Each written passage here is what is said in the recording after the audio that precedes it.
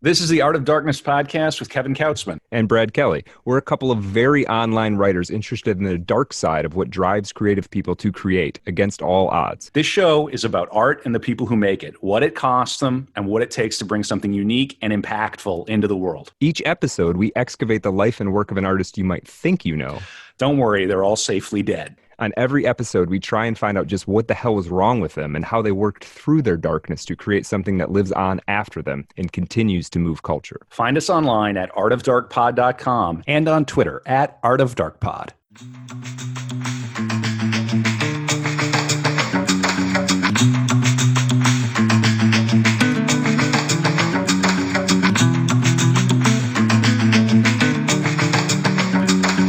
We're back with the penultimate episode of Art of Darkness, season dos, zwei. And what's penultimate mean? The one before ultimate. Oh, okay, yes, it is. You're right. Yes. Okay, yes. Good. Very good. And of course, our ultimate episode is coming up. The final episode of season 2 is going to be a special where we're going to do an Eyes Wide Shut watch party. My favorite Christmas movie. Cannot wait. I've got a little Christmas spirit on right now. Oh, nice. You can see it on the YouTube. What does it say there? What does it say there, Brad? A very Snoopy Christmas, right? Epstein did. Yeah, exactly. That's going to be on the YouTube anyway, so that's all right. Oh, yeah. Well, there you go. So get over to YouTube. You got to subscribe. Get those numbers up. Help us out. Mm-hmm. Live from St. Paul, it's Art of Darkness. I am so excited for this core episode. The heart of the show are these episodes. Tonight, you probably got it from my little yell there. We are going to be covering not an SNL alum, kind of the SNL alum. I don't want to give much more away than that, but you'll see what I mean. And in this endeavor, and in fact, the person who prompted us to cover this subject, the great comedienne from Detroit, Michigan, Gilda Radner, is my own dear sister, Chelsey Smith. Chelsey, how are you? Hi, guys. Very excited to be here. All right. So good to have you. Yeah. Kautzmania part 2. Yes, it's a family affair. Kellen just came on, and now Chelsey is gracing us with her presence. And I asked her to come on the show. I knew she was going to be in town for the holidays, and I said, "Who do you want to do?" And she said, "Gilda Radner." Nice. And I said, "Who?" Which I'm frankly now a little embarrassed about. And I think you'll see why as we go along here. But Chelsey, do you want to tell people a little bit about yourself, what you have going on? And let's not get too much into the Gilda Radner business yet, because we have a show format where we got to ask Brad a question first, but introduce yourself to people. Sure. I'm hoping that my comedic genius like Gilda will come out to shine tonight. We'll see. Yes, I currently live in Sacramento, California, and I own a wig business. For those on YouTube, I'm very disappointed that I did not get Brad a wig for this evening's show, but you know what? Yeah. I guess we have to come back for a penultimate. Yeah. If you come back on Art of Darkness next year or any time, and you bring Brad a wig, you ship him a wig, I will be floored. I guarantee that will send our Patreon numbers through the roof. I believe it. I mean, This is truly a missed opportunity, but you know what? Just have to come back. And you're a little modest. You run a very successful business, and you model the wigs and everything yourself. So you're very comfortable. You're more comfortable on camera for good reason than Brad and I are. We just started putting this on YouTube. Where can people find your stuff? Yes, I was a speech and theater kid, and that's how I know Gilda Radner. Granted, I was I want to say a junior in high school when I was doing this, and I don't think YouTube was even much of a thing then. So I feel like I could have learned so much about her and really epitomize her a lot more than I ever did. So I'm really excited to learn more about her myself. But I am across TikTok, Facebook, Instagram. I am like Lady Gaga. I live for the applause. It's where I get to be live and be a character, since I'm not doing any stage things. But this is even easier because I can just press go live and be on everybody's screen. Right. And it's at Chelsey Smith Cosmetics, correct? Yes, Chelsey with an EY. Chelsey with an EY. And there you go. And that's my dear sister. And she is going to ride along with us. She's going to ride shotgun as we dig into this. I am very excited. This is not going to go Crowley length. She and her family have an early flight in the morning, so we're not going to keep her until midnight as much as we probably could. I have come prepared. I am very excited to cover Gilda Radner on this core episode. But before we dive into it, just a little bit of housekeeping. Patreon. Every episode you get an extra 20 or 30 minutes for the After Dark. We've got a book club coming. Season 3 starts in the new year. Brad is already prepping our first subject, and also it's relevant to the book club because the first book we're going to read is Heart of Darkness. Brad, who are you preparing? Joseph Conrad. Yeah. This is going to be good. That's ties in with, Art of Darkness, Heart of Darkness, one of my favorite writers. So yeah, it's going to be fun. Get in there. And next year, the rate to get in the door goes from $3 to $5. Everybody at 3 gets grandfathered in. But hey, if you're hearing this in the future, check out the $5. If you listen to a few, you figure we try to average 2 of these core episodes a month. If you just the books alone costs us, there's a certain amount of budget. Support the pod. We really appreciate it. We love our Patreon. We love all our listeners. And support the show any which way you can. If you like what we're doing, go and 5-star it. Follow it on YouTube. Share it with people. If everybody listening to Art of Darkness right now shared it with 3, 4, 5 people, we would have an explosive amount of growth next year, right? We're totally independent. Nobody is signal boosting us. We're at war with the algorithm. That's true. That's very true. Yeah. So please support the troops. Yeah. support your podcast. Support your podcast troops. I'm in holiday mode. But this is a little bit in the spirit of Gilda. So I'm kind of excited. This is going to be a lot of fun. Okay, let's do it. So getting into the meat of the episode, we always, when we remember, open with a question and close with a question. We usually remember to open. Yeah. Sometimes we forget to close with the closing question because we podcasted for 5 hours. Yeah, and if you've got the Art of Darkness bingo card out, you're not going to get it on the forgot the opening question. Right. You may get it on the other end. Yeah. So Brad Kelly, what do you know about Gilda Radner? Well, Gilda Radner, she's born probably, I'm going to guess the 40s, maybe the 50s. Comedian from Detroit. We know and love her here in the Detroit area. She was on SNL early. She was on a number of other things. I couldn't really tell you other movies and things. I remember a movie she was in from when I was a kid, but I couldn't even tell you the title of it. And she, I hope this doesn't spoil the bio, but she had cancer of some kind. I'm not sure what it was. I don't think I'm not sure what the cancer was.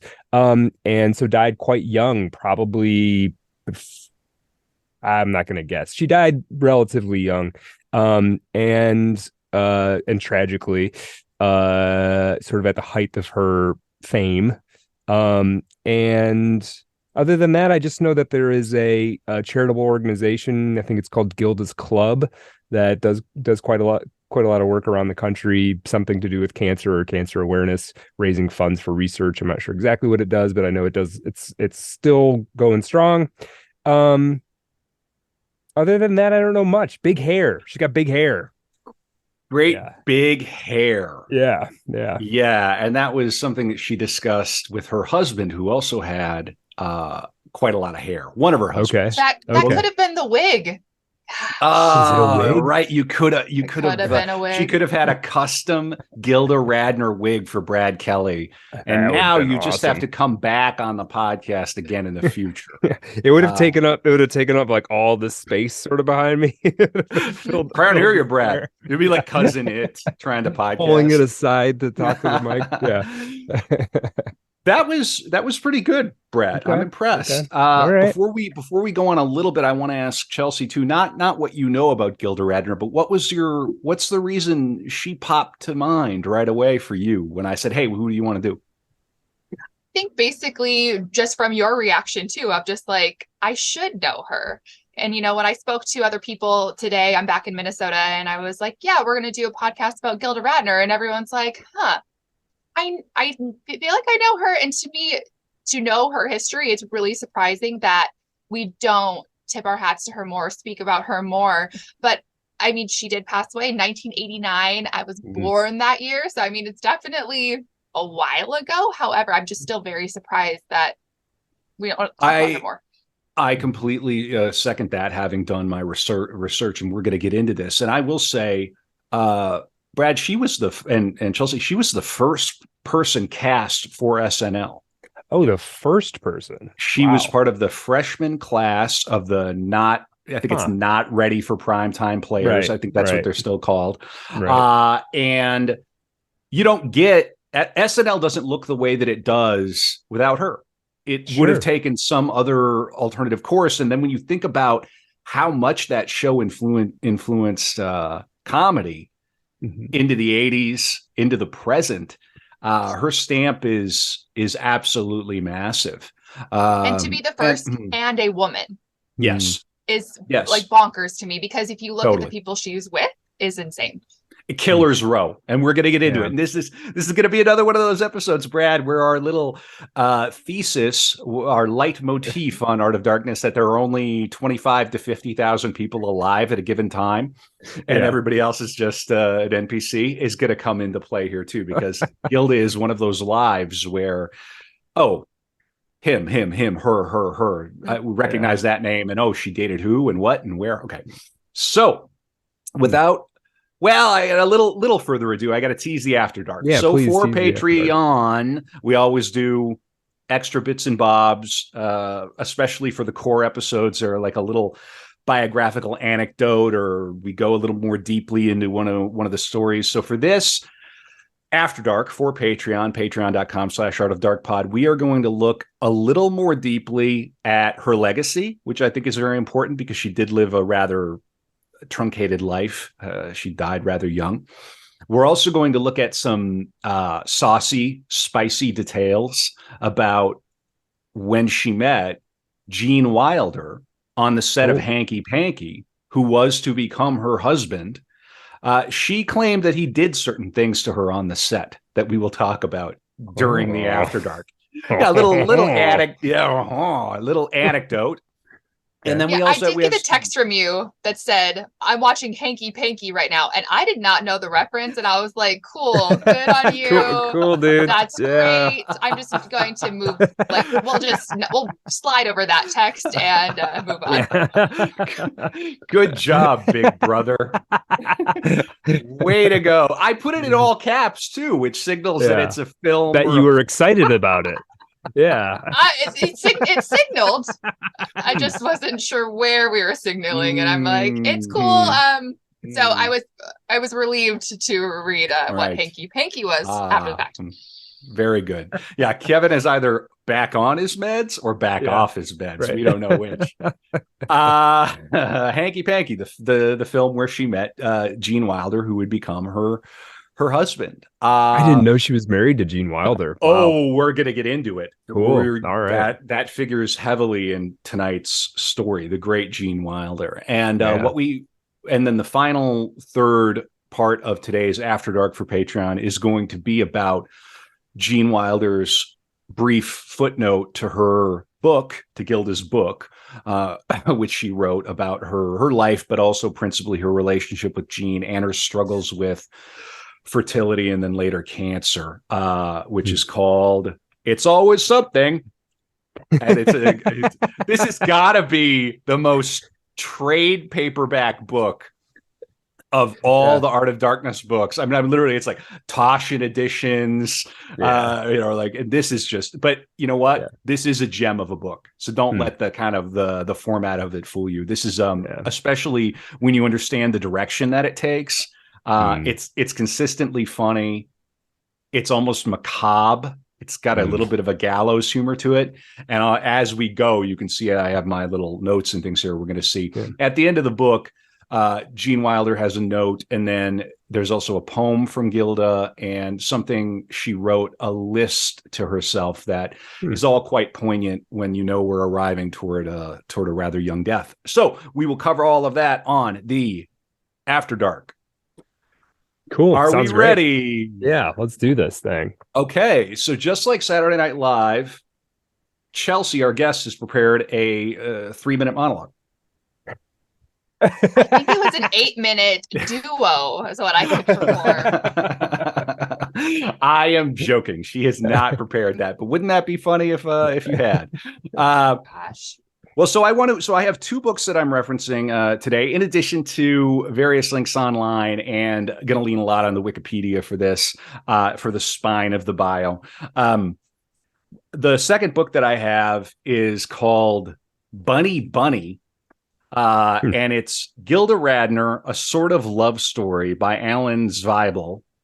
That was the book that the speech was written out of. So Bunny performed a speech from a cutting from that. Okay, well, I'm going to read a few of these, and the first one I'm going to read is just meant to be an introduction to Zweibel and Zweibel, and which means onion, auf Deutsch, which is funny, Mr. Onion, and Gilda. And the reason I want to open with this is to put us in the year 1975, SNL, these two meet, and then we're going to work our way back to meet this person, and then we're going to go forward. So here's my understanding is this is when they meet, and it's just a dialogue. It's a duologue. So it's a very unusual book. It's not like a normal memoir. It's quite literally scenes and vignettes from this guy who's like this legendary comic writer. He's written on Curb. He wrote on SNL. Can you help me be a parakeet? Excuse me? I think it could be funny if I stood on a big perch and squished up my face like this. But I need a writer to help me figure out what the parakeet should say. Could you help me? Really? Could you? Sure. Really? Yeah. Thanks. I'm flattered you asked me. You are? Thanks. Don't mention it. I'm Gilda. I'm Alan. I know. How do you know? I took the liberty of asking one of the other writers if he knew the name of the big, nervous-looking guy who's trying to keep a low profile by sitting in the corner behind the huge potted tree. And he said your name was Alan. First job in TV? Yeah. It's a little overwhelming, isn't it? A bit. Just look at all the talent that's in this room. No thanks. A producer who seems real smart. Writers whose work I've admired for years. Me too. And a group of the funniest improvisational actors in the country. I know, Gilda. In 2 countries. Huh? Some of the actors are from Canada. Oh, it's scary. It's very scary. And that's why you're hiding behind that huge potted tree, because you're scared? Yes. Because you're very scared? Yes. So am I. You are? Look, is it okay if I sit next to you behind that huge potted tree? Really? This is my first TV show too. You're kidding. No, I'm not. Wow. Well, can I? Can you what? Sit next to you. Sure, Gilda. Have a seat. Thanks. Comfortable? Sort of. Want me to move that branch away from the front of your face? No. Why not? Because this way we can keep talking, but no one will see our mouths move. That's true. I know. Plus, if either of us feels like fainting, we could get oxygen from the leaves. What do you mean? Photosynthesis. Photosynthesis. Remember from school, photosynthesis, the process by which green plants take carbon dioxide and, with the help of sunshine and chlorophyll, convert it to oxygen, which they emit into the air, which we breathe. Remember, Gilda? Yes. So what's your problem? This is an artificial tree.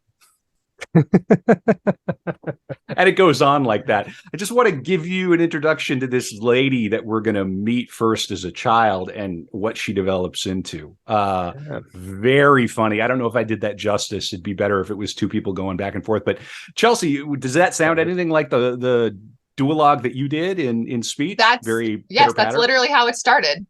Oh, wow. Okay.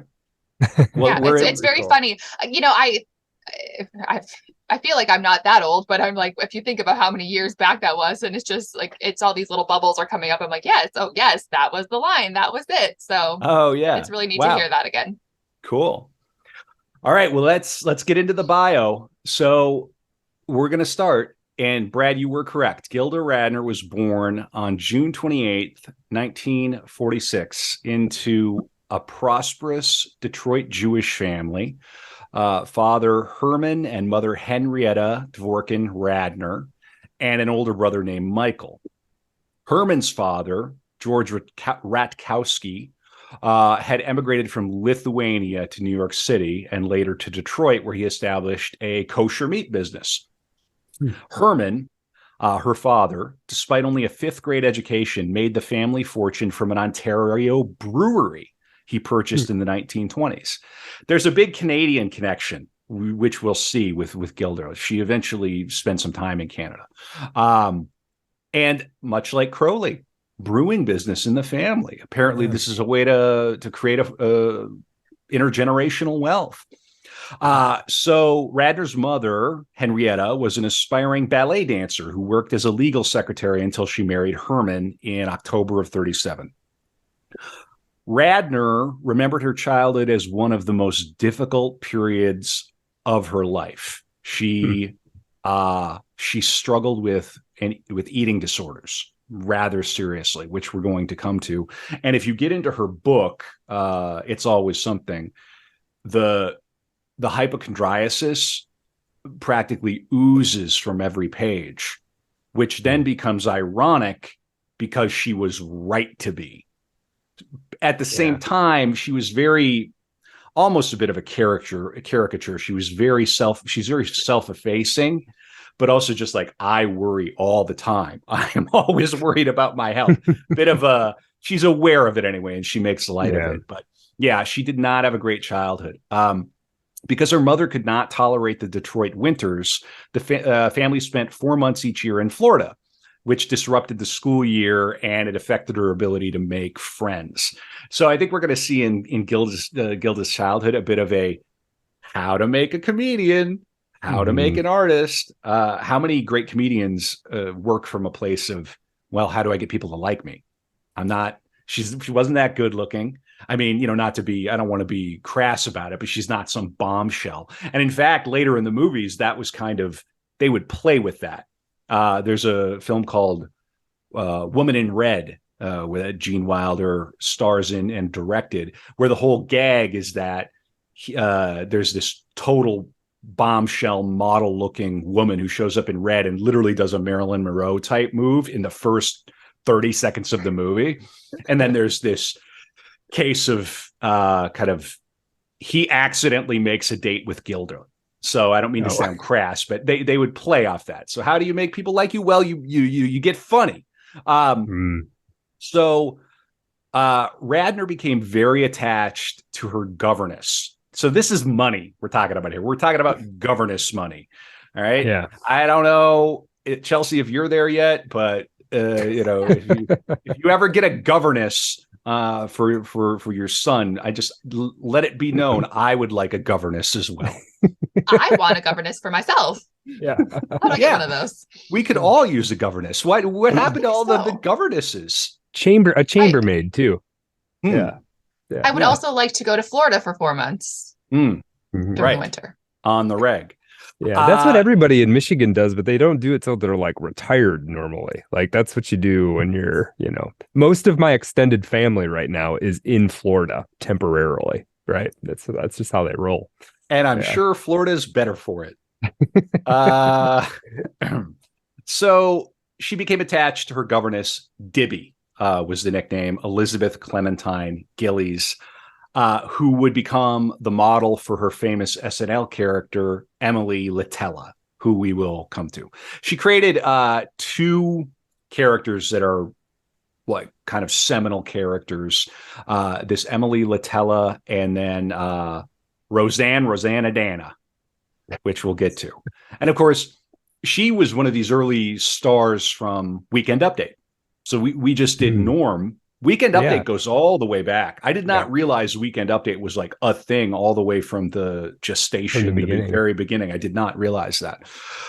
So it's a bit of an SNL time for Art of Darkness. Yeah.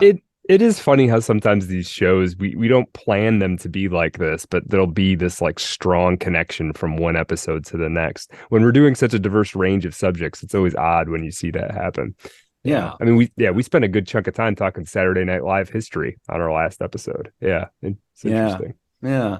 So the school children would tease Radner for being overweight. I have it here somewhere. She was up to 160 pounds at one point, and as low as 93 pounds in her childhood. Wow. So we're talking about severe eating disorders. Dibby provided Radner with her first lesson in comedy, telling her to say you're fat before they can. Just make a joke about it and laugh. And isn't that the way? Yeah. Like, we have the greatest podcast on earth. Isn't that hilarious, Brad? Just try to get ahead of it. Right. Oh, it's so good. It's incredibly good. It's tremendous. Yeah. Is that how that works? I don't think that's how it works. I think I got the formula wrong. Right. Right. So she would write in her biography, It's Always Something, that during her childhood and young adulthood, she had battled numerous eating disorders. Quoting, I coped with stress by having every possible eating disorder from the time I was 9 years old. I've weighed as much as 160 pounds and as little as 93. When I was a kid, I overate constantly. My weight distressed my mother, and she took me to a doctor who put me on, what do you think the doctor put her on in the mid-50s? God, it's probably speed. I mean, I don't have anything else hardly. Yeah. Dexedrine when she was 10 years old. So I think we, as a practice on Art of Darkness, we're going to click on the Wikipedia link for the drugs from okay. Now on. I think that's another plan. That might be a new bingo card. Did the fellas take a little detour? So dextroamphetamine is a central nervous system stimulant and an amphetamine and enantiomer that is prescribed for the treatment of attention deficit hyperactivity disorder and narcolepsy. It is also used as an athletic performance and cognitive enhancer, and recreationally as an aphrodisiac and euphoriant. Whoa. Okay. Great. And then overdose, toxicity, psychosis. Fun. Let's give that to the 10-year-old. 10-year-old, yeah. Because she's got a weight problem. And to be frank, and I understand this book, her memoir, is very much about her cancer. And she was really instrumental in genuinely being a figurehead to raise awareness for this specific type of cancer that she had. She probably had, frankly, saved lives. Like, her going the way she did raised enough awareness. She was an A-list celebrity. And for her to go the way she did raised awareness. At the same time, the book is one of these cases of, how many doctors did you see from the time you were 9 until the time how many doctors? Well, you just go like, there's just this like medicalization of everything. And it comes across very clearly in this book. And I think it's probably a consequence of like having a lot of family money. Mm-hmm. And we just go to the doctor. Right. It was very interesting because we're getting ready to do Eyes Wide Shut too, which is about a doctor who goes on a little adventure. Yeah, well, there's a thing about eating disorders, and I don't have one, so I'm not going to try to speak from experience or anything. But my understanding is that often it comes from a desire to impose order on your life in a way, right? You feel like you aren't in control of anything, but you're in control of what you put in your mouth. So you get sort of pathological about that, right? And you could see that translating into a sort of over medicalization of everything. It's like, I'm not in control of anything, but if I have the right prescription for this, and I talked to the doctor about this, and I know where I stand and everything, I've got all my blood work done, I'm somehow in control, right? Like I've corralled all of the randomness of my life somehow. So I could see one kind of turning into the other one, if that makes sense. I could also see it turning into comedy. turning it into something where, okay, at least I have this sword on me at all times where I can if I can get a laugh, then I know that I'm at least I control the situation. This situation Mm-hmm. is now under my thumb because everybody's laughing at me because I want them to laugh at me. Yeah. Mm-hmm. Yeah. She had enough self-awareness in the book, in It's Always Something, to when she was battling the cancer, she ended up going to see homeopathists and acupuncture and all this. And she would even say, like, I kept going to the acupuncture and the other folks, partly because they were paying the most attention to me. Like, the doctors were sort of hard. Doctors can be famously hard to get in the room and to get time. So, and she saw so many doctors. They were, by the time that was happening in her life, and we'll come to it, they were peripatetic. They were all over. They were in New York. They were in Connecticut. They were in LA. They were in London. They were in Paris. So it was just one doctor and the next doctor. So, I mean, champagne problem, but at the same time, maybe not the best situation. And we'll come to it. It's really quite tragic. All right. So Radner was close to her father, who operated Detroit's Seville Hotel, where many nightclub performers and actors stayed while performing in the city. Yeah, I've heard of the Seville. Oh yeah, is it still there? No, but yeah, no. It's a name you hear sort of bandied about in the history of Detroit. Yeah, I was going to say, get your monocle and your top hat and your cravat and go on down and hold the door open for people, Brad. Right. That's about right. That's about what I would be doing. Yeah. So yeah, he took her to on trips to New York to see Broadway shows. She wrote in her book, when she was 12, her father developed a brain tumor. And the first symptoms came suddenly. And he told people, they were so sudden that he told people that his glasses were too tight. Within 2 days, he was bedridden and unable to communicate, and remained in that condition until his death 2 years later. Whoa. So wait, how old was Gilda? 14 when he died, 12 when he got the diagnosis and became not a vegetable, but he couldn't communicate. Do we know how old he was? We could find out. He mustn't have been that old. I can look it up while you keep going. Yeah. I don't have that right in front of me, but yeah. So just let's put that in place there. I know for a fact that I have a quote from one of the books about this, but we'll come back to it. But I just want to, when a father dies young, which is also on the Art of Darkness bingo card, when a parent dies young, it's always a bit of a moment like, okay, wow, let's really, so you've got this young Jewish gal who splits time between Detroit and Florida, maybe doesn't have the most social skills or the closest friends, and she's ballooning to be big.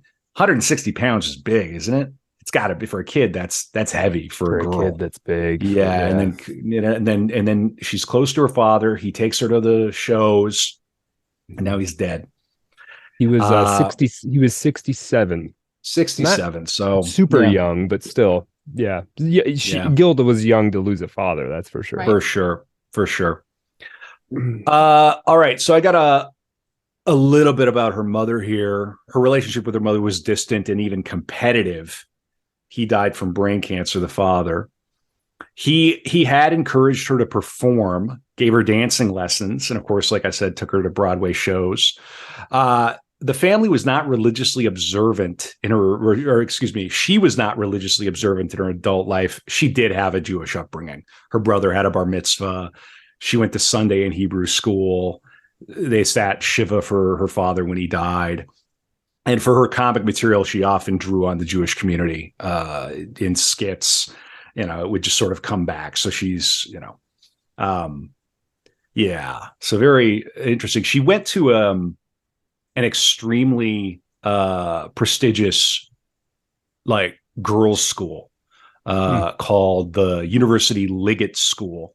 In Detroit. Do you know this? It's right over here. Yeah. Oh yeah. That's like 2 miles. That's like 2 miles from me. Yeah. Yeah. So that's like, is it still a girls' school? It's Oh, still no. But it's still. It's like, Yeah. all right. That's where she went. Okay. So That's a good school. that's a good school. It's not the University of Minnesota, but it's a good school. It's still a good school. Yeah. Anyway, we always got to make our gopher joke.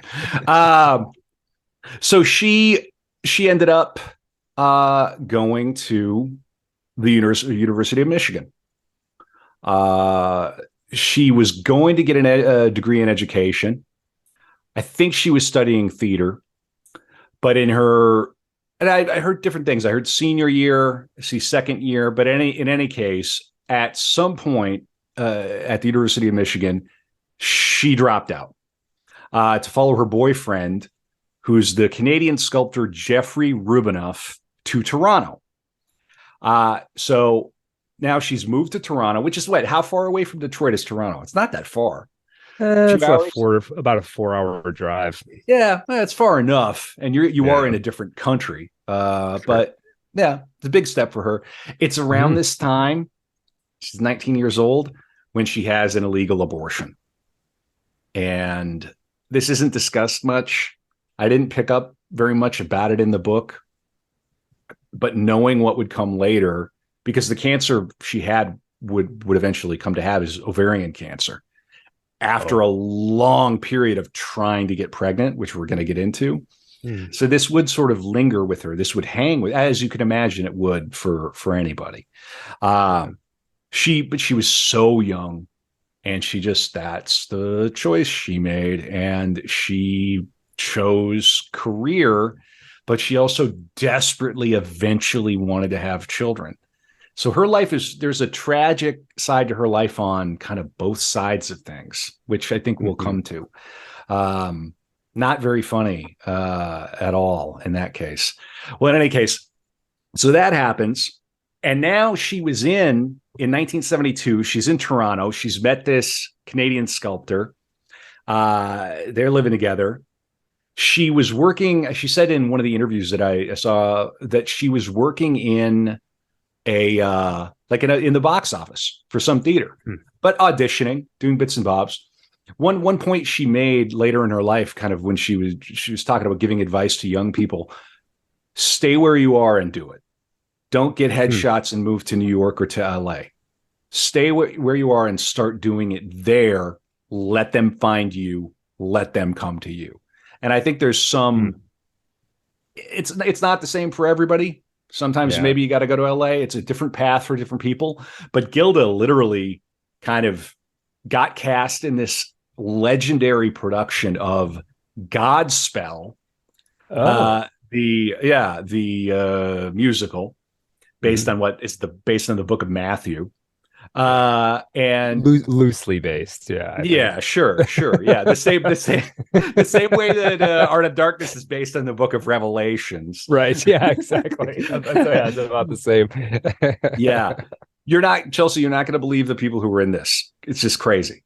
Eugene Levy, Andrea Martin, Victor Garber, Martin Short, and Paul Schaefer were all in this 1972. This is what I mean, Brad, about there are only 10,000 people at a given time. Crazy. Yeah. She would go on Letterman later in the 70s when she was a massive. And look over at Paul from Letterman, the musician. Yeah. Right? He was on that production. That's crazy. And in Toronto? In Toronto. And he, during this Letterman appearance, he started to play the piano, and she did the first like eight bars of the tune. How cool.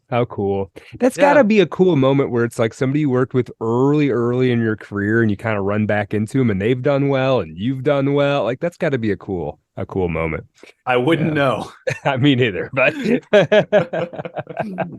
yeah, I listen to Conan O'Brien Needs a Friend a lot, and they talk a lot about that, just the Canada comedy scene, and it's honestly so huge. So I was honestly surprised to hear that Gilda was from the US because of these names like Eugene Levy popping up, because I feel like that's kind of where it really started. And so it's really crazy that she'd end up in Toronto of all places. I like her saying do it there, because that was the place to do it. Yeah, there is 100%. something cool about that. I mean, it's sort of contradictory to the advice I think you're going to get from most people, but there is a certain I like it. I like it. Yeah. Well, so this production happens. It comes off very well. Radner then joined the Second City Comedy Troupe in Toronto. And then from 44, 74 to 75. It's almost the holidays, people. Right. This has been a hell of a year for the pod. This is the last core episode of the year. Mm-hmm. Indulge us. I've still got our toe ringing through my head. Yeah. So where was I? Let's see here. 74. Yeah, from 74. Thank you, Brad. From 74 to 75, Radner was a featured player on the National Lampoon Radio Hour, old-timey radio, a comedy program syndicated to some 600 U.S. radio stations. Fellow cast members included John Belushi, Chevy Chase, Richard Belzer, Bill Murray, Brian Doyle Murray, and Rhonda Collette. Oh man, I would love to hear some of that. I mean, that is a killer. I mean, just listen to that is a killer's row right there. That is no joke. And she's like, that's right out of the gate for her. That's her career, just starting, which is just nuts when you think about the history of comedy. Yeah. So now we are getting into. Hang on here. I just got to turn my heat off. Okay. We're getting into. Up. Oh, I'm getting all fired up, Brad. Fired up. Good. Yeah, I got to find my. Okay, good. I've got my books here. Yeah, I didn't know National Lampoon was a radio thing. Me neither. Yeah, it must have been a sort of multi-pronged because they had a magazine, and then there's the National Lampoon. So National Lampoon was like the comedy, started as the comedy newspaper of Harvard, I believe. Yes. And then so a bunch of people came out of there, a bunch of Saturday Night Live people, and then they had a magazine. Cracked. I think Cracked was Canadian? National Lampoon. I don't know. Yeah, no, I don't think so. Chevy Chase is an American. I just can't imagine anyone going up to Toronto, but I mean, I feel like some of the funniest people are Canadian. Well, so they are. Ryan Reynolds. Canadians are naturally hilarious. The flag is hilarious. Jeez, it is. I love it. I salute it every morning. I do too. Oh, Canada! I no offense. I mean, it's wonderful. It's a wonderful flag. Yeah. Yeah, Canadians are very, very, very funny. Norm Macdonald. We did Norm Macdonald last episode. He's a Canadian. I personally don't think anybody's funnier than Norm Macdonald. So yeah, the Canadians they got something. Ryan Reynolds is Canadian. Is he really? Yeah. Yes. See, they can't be funny and handsome. That's not fair. I know. See, I like to think of them as like our a little more sober, calm upstairs neighbors. Yeah, that's about right. Yeah, that's what I like to think about them. I always enjoy meeting a Canadian in London because so many of them go over the way that a lot of us end up in New York or LA or whatever. And it's just a moment where you go, oh yeah, you're not quite like us, are you?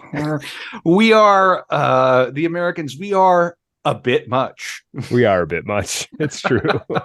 I've been told that. I've heard that. Yeah. Not personally. I was going to say, present company excluded. I always thought you said when sometimes you meet somebody in a foreign country, they tell you you're a bit much. Well, and you were applying that to America generally. No. Yeah. I was in London and people thought I was Canadian, so I guess that's the ultimate compliment. That's a compliment. Yeah. They thought you were a leaf. So we are getting into now the SNL period, which is huge. So of the three female SNL cast members, Gilda was the standout. There's hardly a female sketch comic today who does not claim Radner as an inspiration for her comedy career. And that's from Yale Cohen, the author of We Killed: The Rise of Women in American Comedy. And that is true. All you need to do is spend a quarter of the time I spent preparing this episode, watch a few interviews with Gilda, maybe watch her one-woman show on Broadway, which you can get on Amazon streaming. We will come to it. Cool. Gilda Live. Watch that and you can see, oh yeah, there's like you don't get Tina Fey without Gilda Radner. It's just there's a direct line, and it's kind of important and interesting. And it's one of the reasons that, again, Chelsey, I'm glad you brought this subject to us, because it's like, oh, this was maybe a little bit of a black hole in my understanding of SNL and the comedy. All right. Yeah.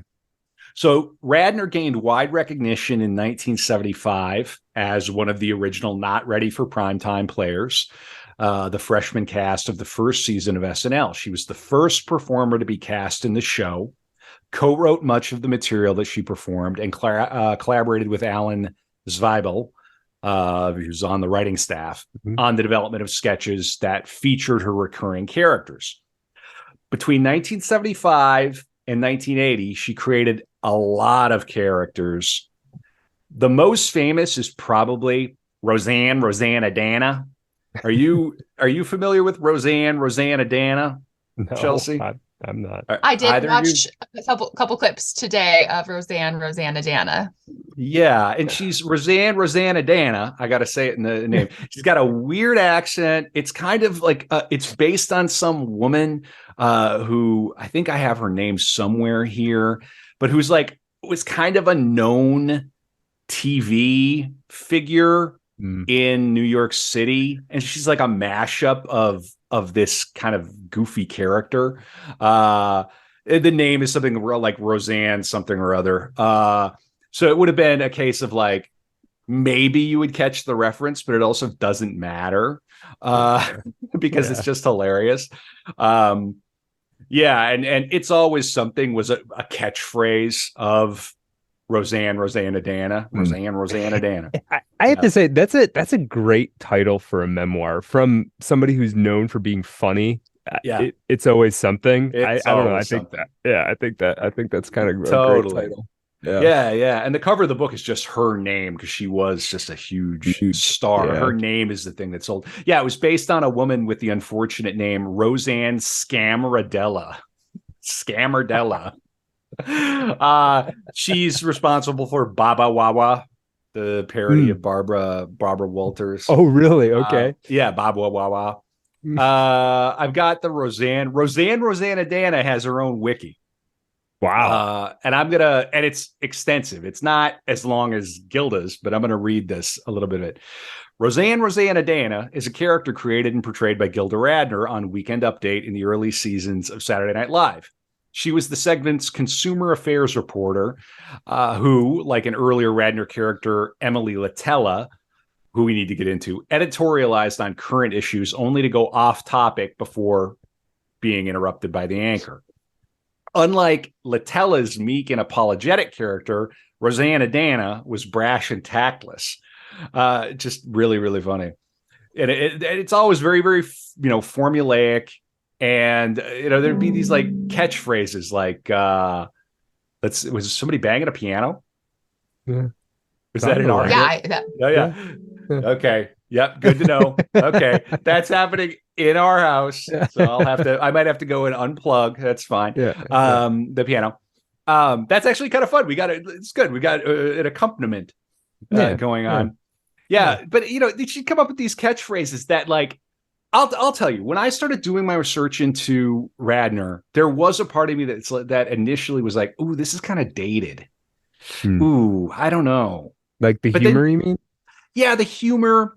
Yeah. There's a lot of stuff in her one-woman show that they just could not do anymore. Like because the one-woman show, we'll get to it, but it's structured like a musical, but there are these elaborate set changes between each piece, and every time the type of music is different. So she's doing like a rock and roll piece with a rock and roll band, and then the next piece is in a classroom and on a piano. So there are these elaborate changes. So what do you do? So I assume she can sing?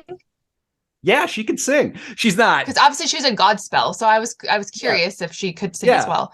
She could sing well enough to carry a 90-minute Broadway show where she's probably singing for 35 of the minutes, but with backup and like people vamping and and this is what I'm getting to. So there's a character in that one woman show, which isn't really a one woman show. It's just a big cast. There's a lot of people involved, who comes on, and he's like a Spanish or an Italian padre with like a priest caller talking in a really embarrassing accent.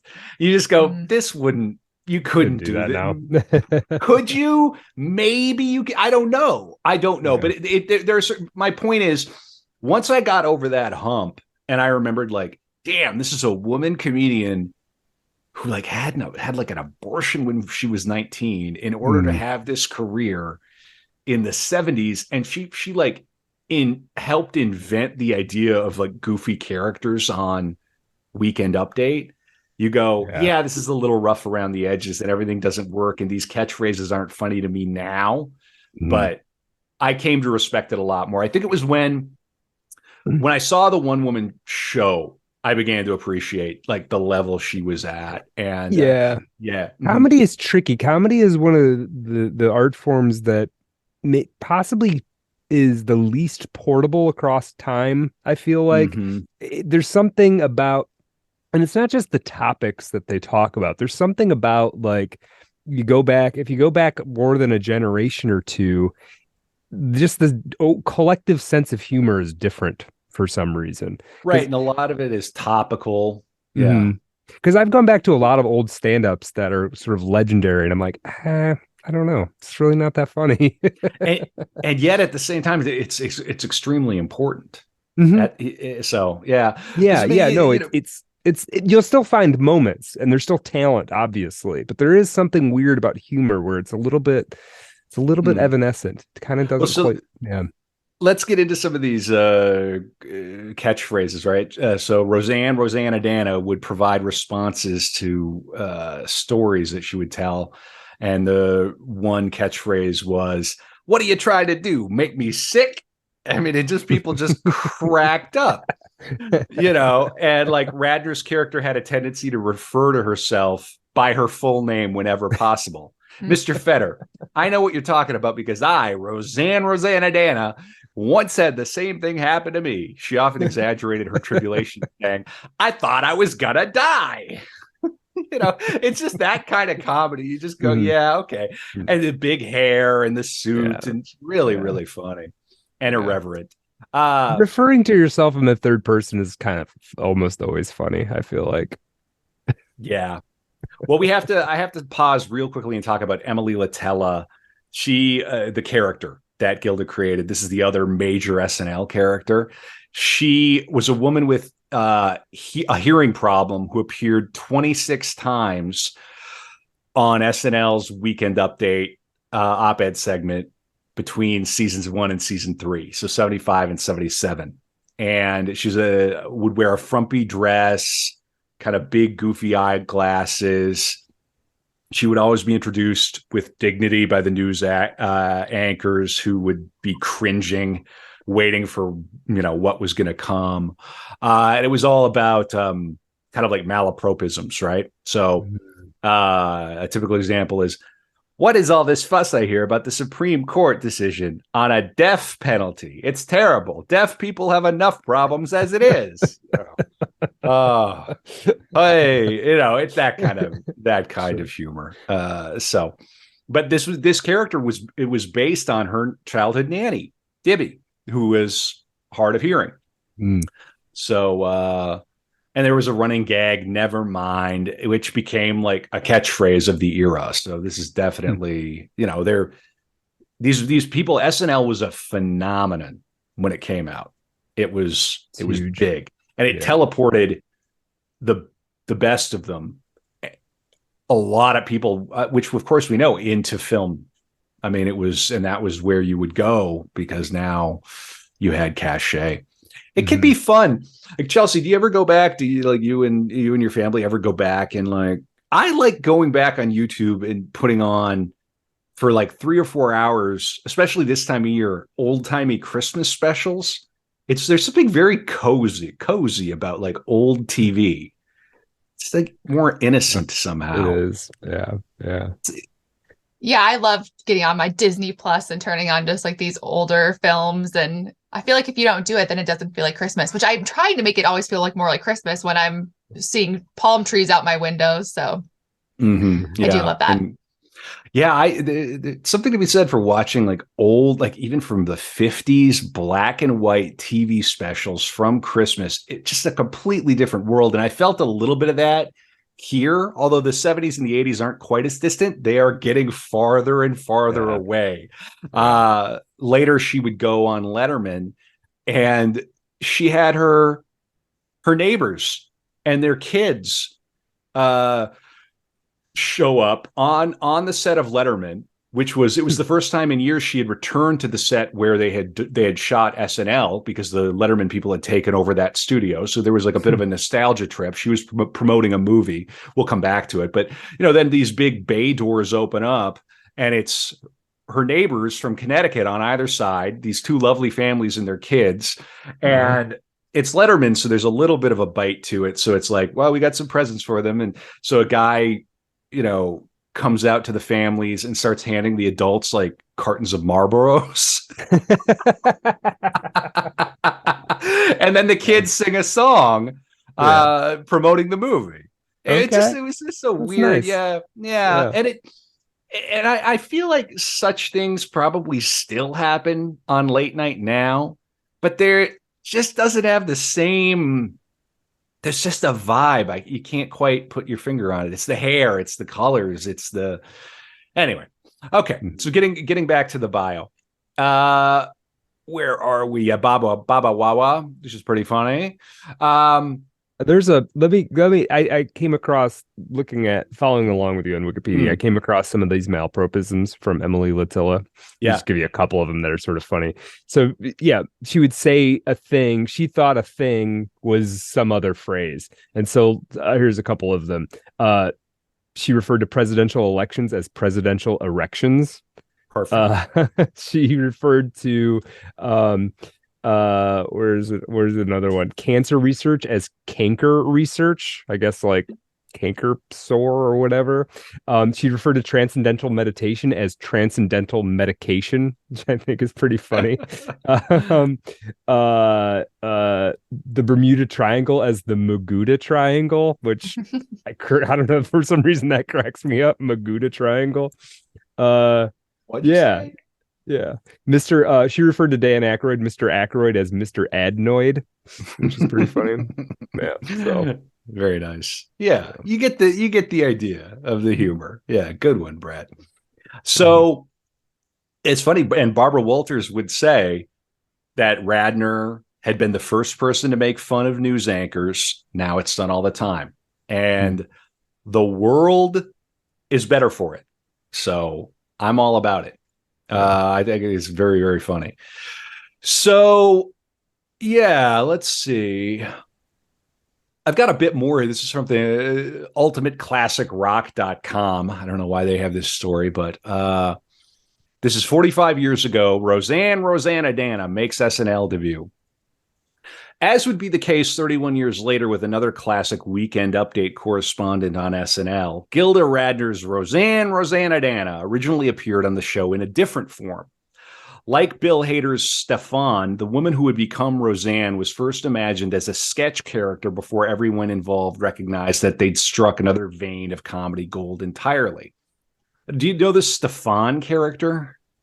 Do we know this one? Yeah, yes. Which one's Stefan? Yeah. He goes to like these nightclubs, and he always goes like put his hands by his face, and he has to, they have like these prompt cards. So he doesn't know what he's about to say. And it's always some very underbelly New York scene. And it's hilarious because he's never read this. So he's trying not to laugh.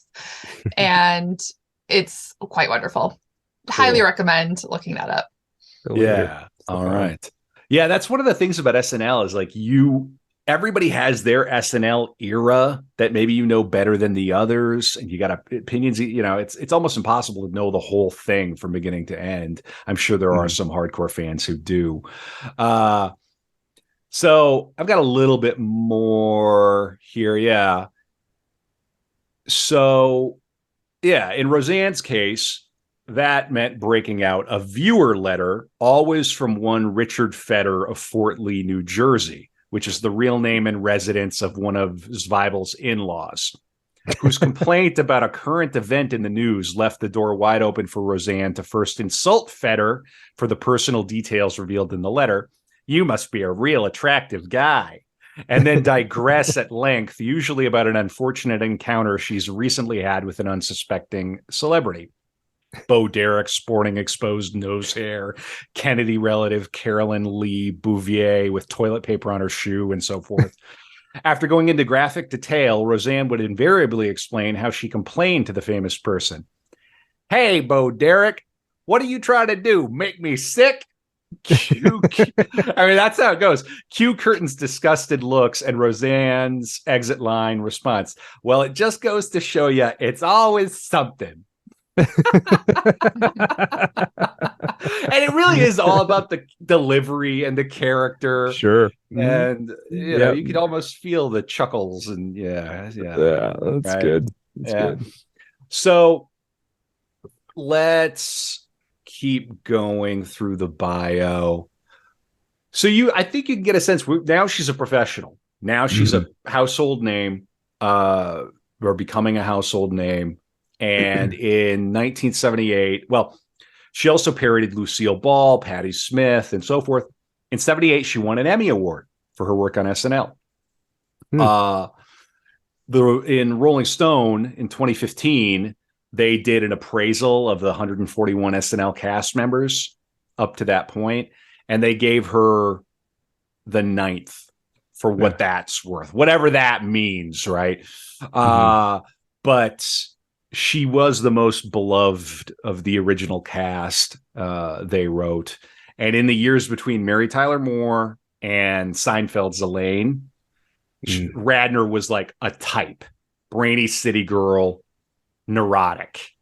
So she occupied that cultural space, which I suppose Tina Fey very consciously was probably playing with that trope. In a very direct way. While she was doing the show, she was dealing with bulimia. And this would come out later in a book that was written about the period, which I think caused her a little bit of distress. She had a relationship with Bill Murray, which reportedly ended badly, which is hard to imagine. It's hard to imagine having a relationship with Bill Murray end badly, but that would be hard. Every time you go see Ghostbusters, you'd be like, right. You couldn't enjoy Ghostbusters. I believe there's a quote about her going, she said she can't watch it because too many of her ex-boyfriends are in that show. Like, could you imagine? Like, you just dated all the Ghostbusters? Right. Right. Yeah. Ooh, I feel so funky. She got slimed. There aren't many details about her and Bill Murray in the autobiography, which we're going to be reading more from here, because one of the reasons I'm leaning very heavily on the biographical spine right now is that the biography doesn't really kick in until a little bit after the SNL. Although she kind of goes back in time, but it's really about meeting Gene and then the cancer and everything. So we'll get into the bio here, which is going to be fun because I feel like you're kind of getting to know her, but once we get to hear her voice, I think we're gonna have a really good time and learn a lot about her. In the autobiography, she mentions Bill Murray only one time, quoting, "All the guys in the National Lampoon group of writers and performers like to have me around because I would laugh at them till I peed in my pants and tears rolled out my eyes. We worked together for a couple of years creating the National Lampoon show, writing the National Lampoon Radio Hour, and even working on stuff for the magazine. Bill Murray joined the show and Richard Belzer." That's the only mention. So Bill Murray might take that to his grave. I don't know. Bill, you're always welcome on Art of Darkness. Yeah, come on the show. Man. Talk about anything you want to talk about, buddy. I know he likes to. Seriously, one of my heroes, dude. Like, I mean, please, Bill Murray, Ghostbusters. I want to stop and watch. Have you ever had a Bill Murray spotting? I have never had a Bill Murray spotting, but one of my roommates in New York City had a gal pal who was sort of half dating Bill Murray, if they were to be believed. But I'm not the kind of guy to like go, oh, I want to meet, blah, blah, blah. But like apparently Bill Murray would call and he just likes hanging out with younger women. Who can blame him? Yeah. Well, because I think he was at like he's a partial owner of the St. Paul Saints or something. Mhm. So I'm just saying there's a chance we're manifesting it. Yeah, I would love to meet Bill Murray, no question. I'd probably get a little gooey. I'd probably get a little stupid just because of how much Ghostbusters meant to me as a kid. Yeah, that's a starstruck kind of situation. Yeah, for it's sure. a bit of a moment where you try to not act like a complete moron. Yeah. Anyway, big Bill Murray fan. Lots of fun. So moving along in the bio. So she's working with Zweibel. They win an Emmy.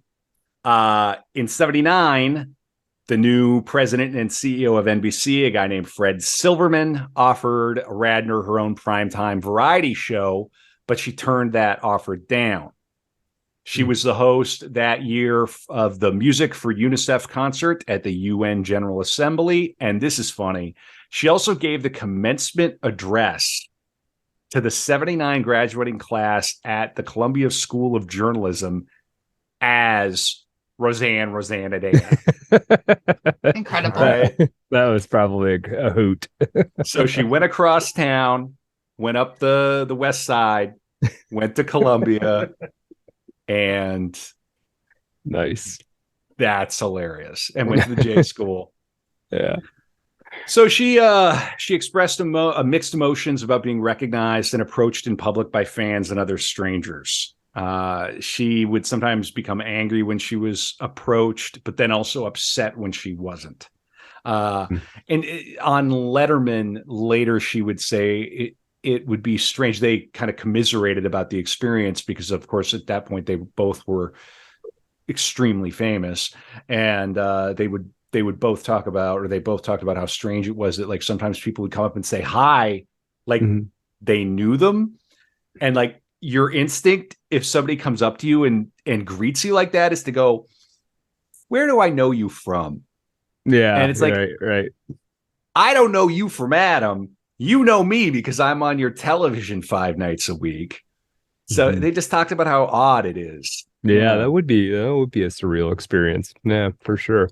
It's gonna just get those YouTube numbers up, Brad. It'll happen. We're gonna need a few more followers before we start to get right. Yeah. So now there's a really interesting turn in her life where we're approaching the business with Gene Wilder, but we're not quite there yet. Of all the Gilda Radner media that you can get on YouTube, I think the Letterman interviews are quite fun to watch. There's an interview she did with Gene that's a little bit I think dry. It's Johnny Carson. Yeah, Carson. Yeah. Oh, you like the Carson content? Yeah, Carson. I think the Johnny Carson was the interview that I heard about them saying like, "Do I know you?" when people come up to you. So. It was Carson. Oh yeah, you're right. It was Carson, not Letterman. Yeah. Oh yeah. Good. Yep. Thanks for correcting me. It's easy to get confused. Yep. Oh, absolutely. Yeah. The other thing she said on Carson, which I was going to say, but I'll say it now, is that she said something really lovely. She's very funny, but she was also very poignant.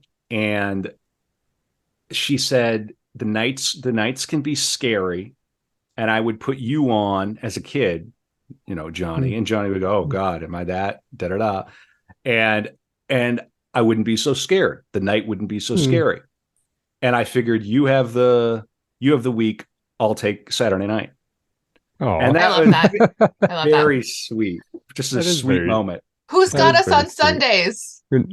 Right, the Lord Jesus. The church, yeah. Okay. Or is it the Art of Darkness pod is dropped on Sunday? It's true. Yeah. We gotta take those Sundays. Sometimes. Sunday is the Lord's day, Chelsey. Yeah. But that's a good question. You're right. Yeah, but I thought that is one of the sweetest. I love that too.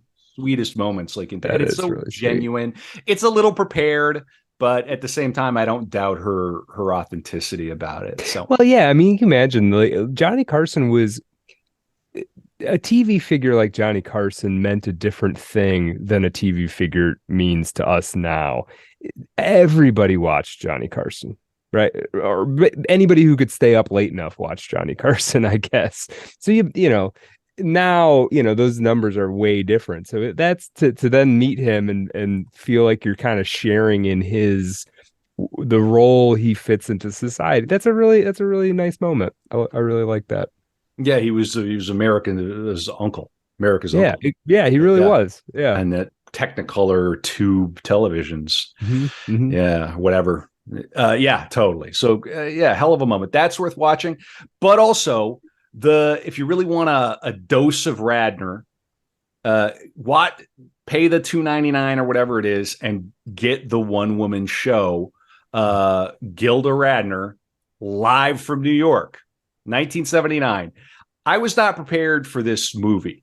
I had no idea what the hell I was going to be seeing. And it's a variety show. And it opens up and the opening ditty is like, let's talk dirty to the animals. And they swear at the animals. What the hell is this? But it's really, really funny. It's funny.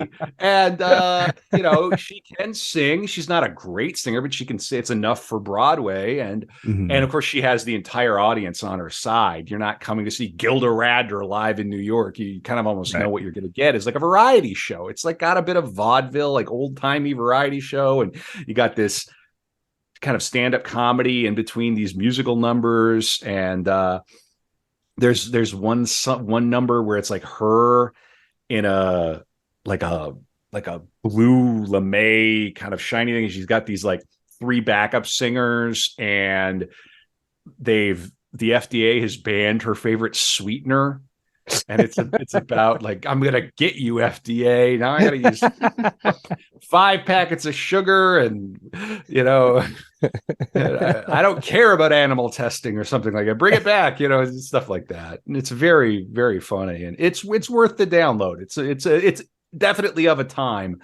Yeah. Any case. Yeah, I kind of miss the variety shows a little bit. Yeah. I mean, I can't say I'd turn the television on to watch one if there was a new one, but yeah, there's something charming about that. Or you're just like, hey, a little bit of comedy, you got a musical act, you got this, you got that. You could bring it back. I mean, if you did it in a really smart way, it could be brought back. And this holds up. It holds up well enough, like that. You go, oh yeah, clever, fun. I'm not gonna watch it 100 times, but I definitely wasn't disappointed, and I came away respecting her more because I'm like, damn, this woman can like do a lot. And then then she brought out the Latelli character, the old woman, and then I don't think I got to the point because I kind of half watched it where she brings out Rosanna Dana, but I'm sure when she does, it's just like people just probably lost their minds. Like that that for them was probably worth the ticket alone. Yeah. So let's see here. Right. So the film. Oh, I've got another quote from Bunny here. Let me find it. And this is a dialogue between her and Zweibel about Gilda Live. It'll be called Gilda Live. And it'll be a one-woman show where I'll get to play a lot of my characters. Right. And we'll start rehearsals in June. Okay. And it'll open on Broadway in August. Wow. And I want to know if you'd like to write for it. Of course. Really? What kind of question is that, Gilda? I'd be honored to be one of the writers for your show. It'll be fun. It'll be hard work. Okay. It will be a lot of very hard, very intense, very serious work. Okay. Oh, we'll have some fun, but we're going to work hard. Gilda. Yeah. Will we be doing a show or building a highway? I'm sorry, Zweibel, but I've decided to take charge of my career. And if you don't mind me saying, I suggest you start doing the same. What do you mean? I mean, you should watch your flank. My flank? That's right. What's wrong with my flank? I think you should protect it. I should protect my flank? Is somebody planning to attack it? I'm just saying that if you don't protect it, nobody else will. What in God's name are you yapping about, Gilda? Look, you see what's happening. People from the cast are starting to do movies and have success on their own, away from the group and away from our show. And that's what I would like to do. I would like to start getting my own identity and to try doing different things. Away from everyone else. I understand. You do? Absolutely. Zweibel? Yeah. Do I sound bitchy or horrible when I talk like this? No. Really? Not at all. Thanks for being so understanding. You're welcome. And for letting me have space while I'm going through some changes. You're my friend, Gilbert. He called her Gilbert. I know. And I would do anything for you. Thanks. Just one question, though. Yeah. What does all this have to do with my flank? Jesus, we're back to your flank. What did you hear? What do you know? Listen to me, you moron. Come on, I'm a big boy. I can take it. Should I clean out my desk? The Germans. What about the Germans? The Germans are going to attack your flank. Cut it out. But I think you're going to be okay because historically, their armies tend to show mercy on big boys with clean desks. Why are you doing this to me? Because you're annoying as all hell. Oh, all I'm saying is that the show has been wonderful to you two. It's earned you respect in the industry, and maybe now's a good time for you to start branching out a little, making inroads in movies and in the theater. And what's the matter? What's going on with your face? I've never seen it that color. These are compliments I'm giving you. You're a good writer. Why are you crying? Damn it, Zwiebel. I've got so many problems of my own, and I really need you to be strong for me. But first, you got to be strong for yourself. And Jesus, what's happening to your face? Your lips are the size of inner tubes. He ended up going to an emergency room because he ate bad oysters. Oh no. Oh man. But yeah, so I wonder what happened to him. I think he's still alive. He ended up going on Curb Your Enthusiasm. Okay. It's Alan Zwiebel, and he I don't know if he went on it, but I think he wrote for it. He's just considered a very, very big deal as a comedy writer. I mean, he wrote this book, right. And you were performing from it in North Dakota in the 90s or in the aughts. Whoa. Yeah. Whoa. The aughts. Okay, no. Yeah. 2006. The aughts. We got a lot of dates flying around, but you get my point. Yeah, but he's still around. He's 72 years old and he lives in Brooklyn. Yeah, he worked on Monk, worked on Late Show with David Letterman in 2008, 2009. Was Curb Your Enthusiasm around in 2001? Does that even make sense? I guess it was. That's crazy. I'm too young to know that. Weird. Anyway, so yeah, he's still around. He's still doing stuff. Worked on Martin Short's one man show, wrote a few books. Yeah, he's around. He's getting up there. He was born in 1950, so I'm sure his career is probably slowing down as it ought to for a 70-year-old man. Sure. Yeah, but they're very, very cool and big part of Gilda's story, obviously. Mm-hmm. Yes. So Gilda Live co-starred Paul Schaefer and Don Novello, screened in theaters nationwide in 1980, but it flopped. Soundtrack album was also commercially unsuccessful. During the Broadway, that's hilarious. The last thing I would want in my Christmas stocking is the soundtrack album to Gilda Live. I don't need to listen to Let's Talk Dirty to the Animals. But do you remember Mom did give she was trying to give us the Susan Boyle soundtrack at one point. Mom tried Which to give one's us a lot worse? I don't Boyle or Gilda Radner Live? I'd probably take Gilda Radner Live for the novelty of it. Good point. Right. Good point. Sure. I'm just trying to understand why it bombed. They're trying to explain why it bombed. Yeah. So during the during the Broadway production, Radner met her first husband, G.E. Smith, a musician who worked on the show. There are a lot of musicians on this show. They were married in a civil ceremony in 1980. In the fall of 1980, after the departure of all the original SNL cast members, Radner began appearing with fellow actor Sam Waterston in the John Carr play Lunch Hour. They played two people whose spouses are having an affair and who, in retaliation, begin an affair of their own consisting of lunch hour trysts. The show ran for more than 7 months, playing in various U.S. theaters, including the Kennedy Center in D.C. That's a long runtime. That's a long time. Two-hander. I assume it's a two-hander. And that was a movie? No, that's a play. Oh, got it.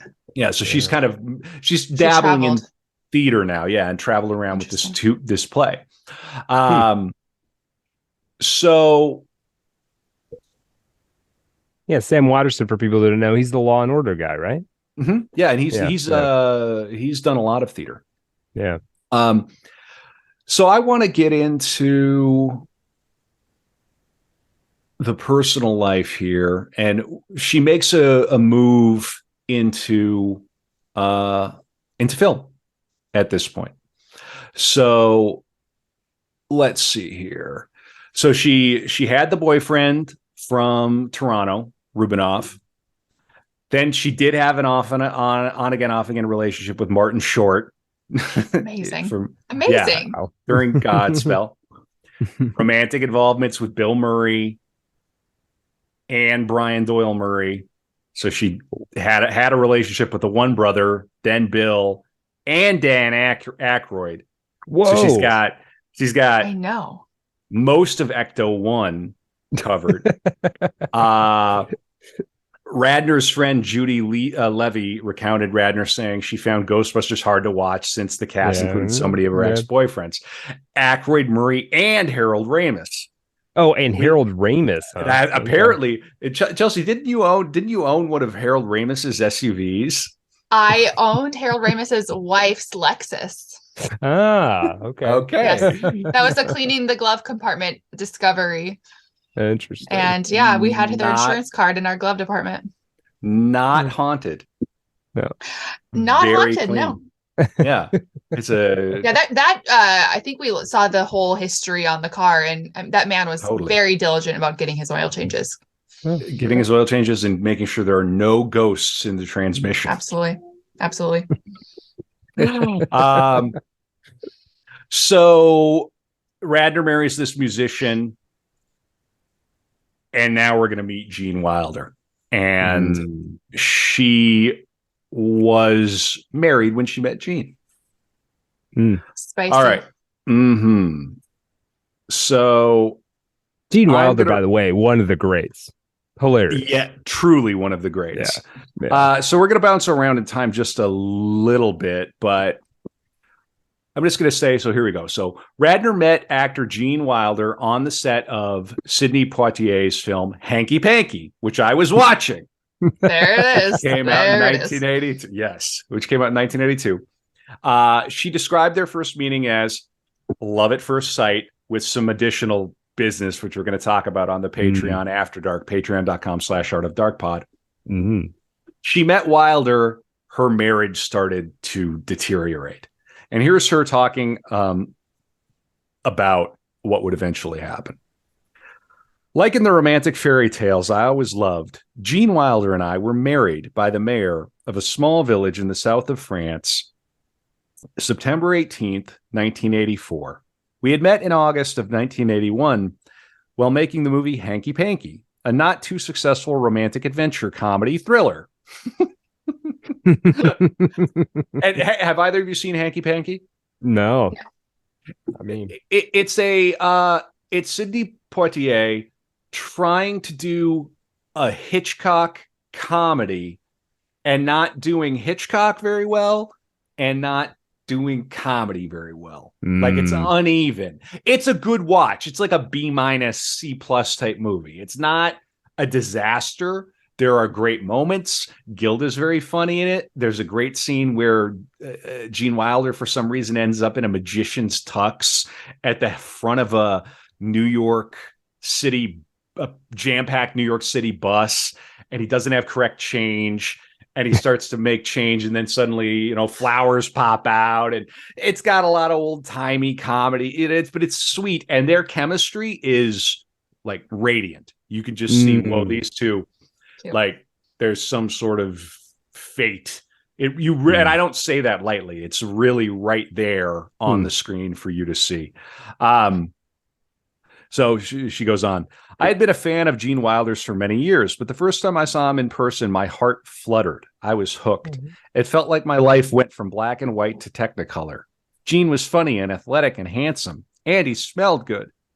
I was bitten with love, and you can tell it in the movie. You really can. The brash and feisty comedienne everyone knew from Saturday Night Live turned into this shy, demure ingenue with knocking knees. It wasn't good for my movie career, but it changed my life. Up to that point, I had been a workaholic.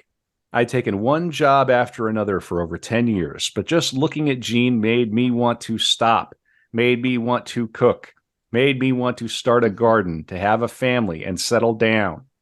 To complicate things, I was married at the time, and Jean had been married and divorced twice before and was in no hurry to make another commitment. I lived in a house I had just bought in Connecticut, and he lived in LA. I got an amicable divorce 6 months later, and Jean and I lived together on and off for the next 2.5 years. My new career became getting him to marry me. I turned down job offers so I could keep myself geographically available. More often than not, I had on a white frilly apron like Katharine Hepburn in Woman of the Year when she left her job to exclusively be Spencer Tracy's wife. Unfortunately, my performing ego wasn't completely content in an apron, and in every screenplay Gene was writing or project he had under development, I finagled my way into a part. And they do, and I'll come back to this in a second. They did make another movie after Hanky Panky called The Woman in Red, and things deepened on that set. And that movie is kind of bizarre. It starts with that scene I described where this total bombshell model walks out in a parking garage and has the little Marilyn Monroe moment. And that's the start of the movie. And Gene Wilder's just can't get enough of her. And then he follows her. He sneaks into the elevator with her and all sorts of problematic behaviors. And then it's revealed she's coming into his office, and then she tries to call the desk where she's at. And then it's a case of mistaken identity. And Gilda Radner plays like a German speaking secretary who's kind of frumpy and dumpy. And there's a weird sound, very weird sound, like a cocaine weird soundtrack where at like there's a song, The Woman in Red, and it's repeated over and over and over again. And then like later he's about to go and catch a flight to LA because she rejects him. The smoke show rejects him, but then he throws himself on the hood of the car and like slobbers at her. And she does this, drags her finger toward her, and suddenly she's been converted because he's willing to throw himself on the hood of the car. And okay, let's have a date and meet me here. Well, he goes to the place. She's not there, but she's called the bar in the restaurant or the bar and says, I'm working, because she's a working model. Why don't you come to LA like this same night? So he ends up maneuvering his way to LA, but on the way he picks up a bag. This is going somewhere. He picks up a bag of like champagne and stuff, but ends up, and like while he's outside the champagne store or like the wine store, whatever it is, there's literally a song, and the song's lyrics are, don't drive drunk, don't drive drunk, don't drive drunk. And I'm like, is this supposed to be fun? Like, what the heck? Is this a PSA? Like, what is this? It's a very... How did this movie do in box office? In the box office? I can't imagine it did well. No, I think that, and honestly, I'm not maybe doing it. It's kind of funny. It's got a little bit of a, if you imagined like a passable, like low middle brow Woody Allen-ish movie. It's kind of like that. It's not a great film, but it made $25 million on a $9 million budget, so it did well enough. Yeah. There was, Kevin, you kind of hit the nail on the head when you said the cocaine soundtrack. There was a lot of content, films, music produced in the 80s that like once everybody came down, we're sort of like, yeah, it wasn't that good. Yeah. It's got a 32% on Rotten Tomatoes. Richard Schickel of Time wrote that the film was one of the summer's most pungent pleasures, a well-made sex farce of classical proportions. If there is a horse to fall off or an airplane forced to land at the wrong airport, you may be sure Teddy will be aboard, and Teddy's the character in that. Wilder carries this movie. If you like Wilder, you'll enjoy it. I mean, it's a lightweight kind of almost, sitcom. All I got is Willy Wonka for Gene Wilder, so that's like... Yeah. I've never seen him in anything else. I think like, oh, a handsome, athletic Wonka. It just doesn't translate for me. Hey, it was love at first sight. So for Gilda, handsome athlete. I mean, he was everything, right? Yeah. Sure, with a purple suit and a top hat. I'm sure it was quite lovely. Well, so let's. I wonder if that was pre or post Gilda. I wonder how old. Yeah, Wonka, that would have been pre. Yeah. Oh yeah, Wonka. Okay. Wonka was earlier for sure. I mean, what year was Willy Wonka? Brad's on it. I don't know. I'm trying to find it here. Wonka. 1971. 71. 71. Wow. Yeah, a decade earlier or more.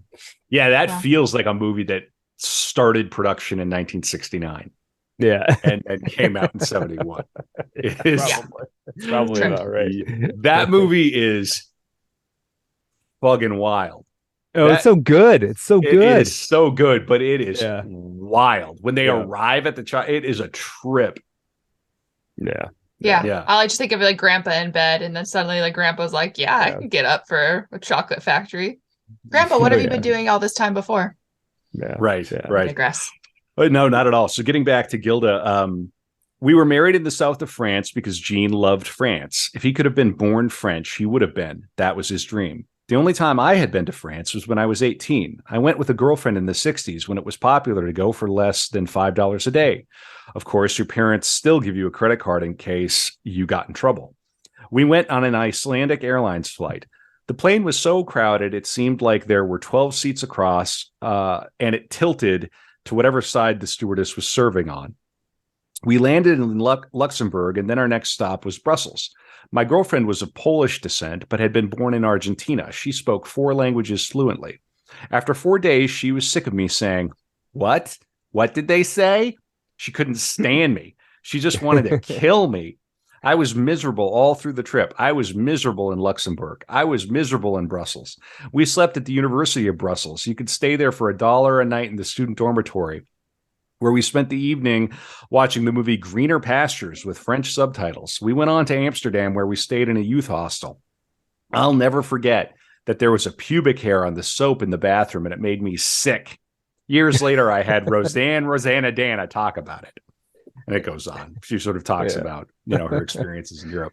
But it was love at first sight with Jean, and they end up getting married. There's all sorts of great like bits and bobs. They had a very small wedding in Saint Tropez. They had to have blood tests by law. I don't know if it's still the same, but I assume it has something to do with, the French won't just marry you. There's like some very strict business that had to be done. There's a funny anecdote in this book, or like a whole passage where they're going in to get their blood drawn, and the nurse practitioner, whoever it is, the phlebotomist, keeps jabbing Gilda, and like there's no blood, it won't come out. And she's saying that there's like the needle looked like it was rusty, and there's like rusty equipment, and Jean was fine. Jean just comes in and immediately gives blood, and it's not a problem. So Gilda again, kind of in her head about medical stuff a little bit. Right. Paints a little picture. Yeah. Well, so we're inside their relationship now, and they want to have a child. And the year at this point, I mean, if they were married in 84, she was born in, let me find it again. I just want to get it right. Is it 46? I've got it right here at the beginning, 46. So she's 38 now. Is that right? In 84, yeah. Yeah. So 38. So, and she writes about this in her book, like that clock is going off, and there's something about Gene Wilder that, Willy Wonka, she wants to have some Oompa Loompas. Yeah. So let's get into it. This is going to be a bit of a protracted passage.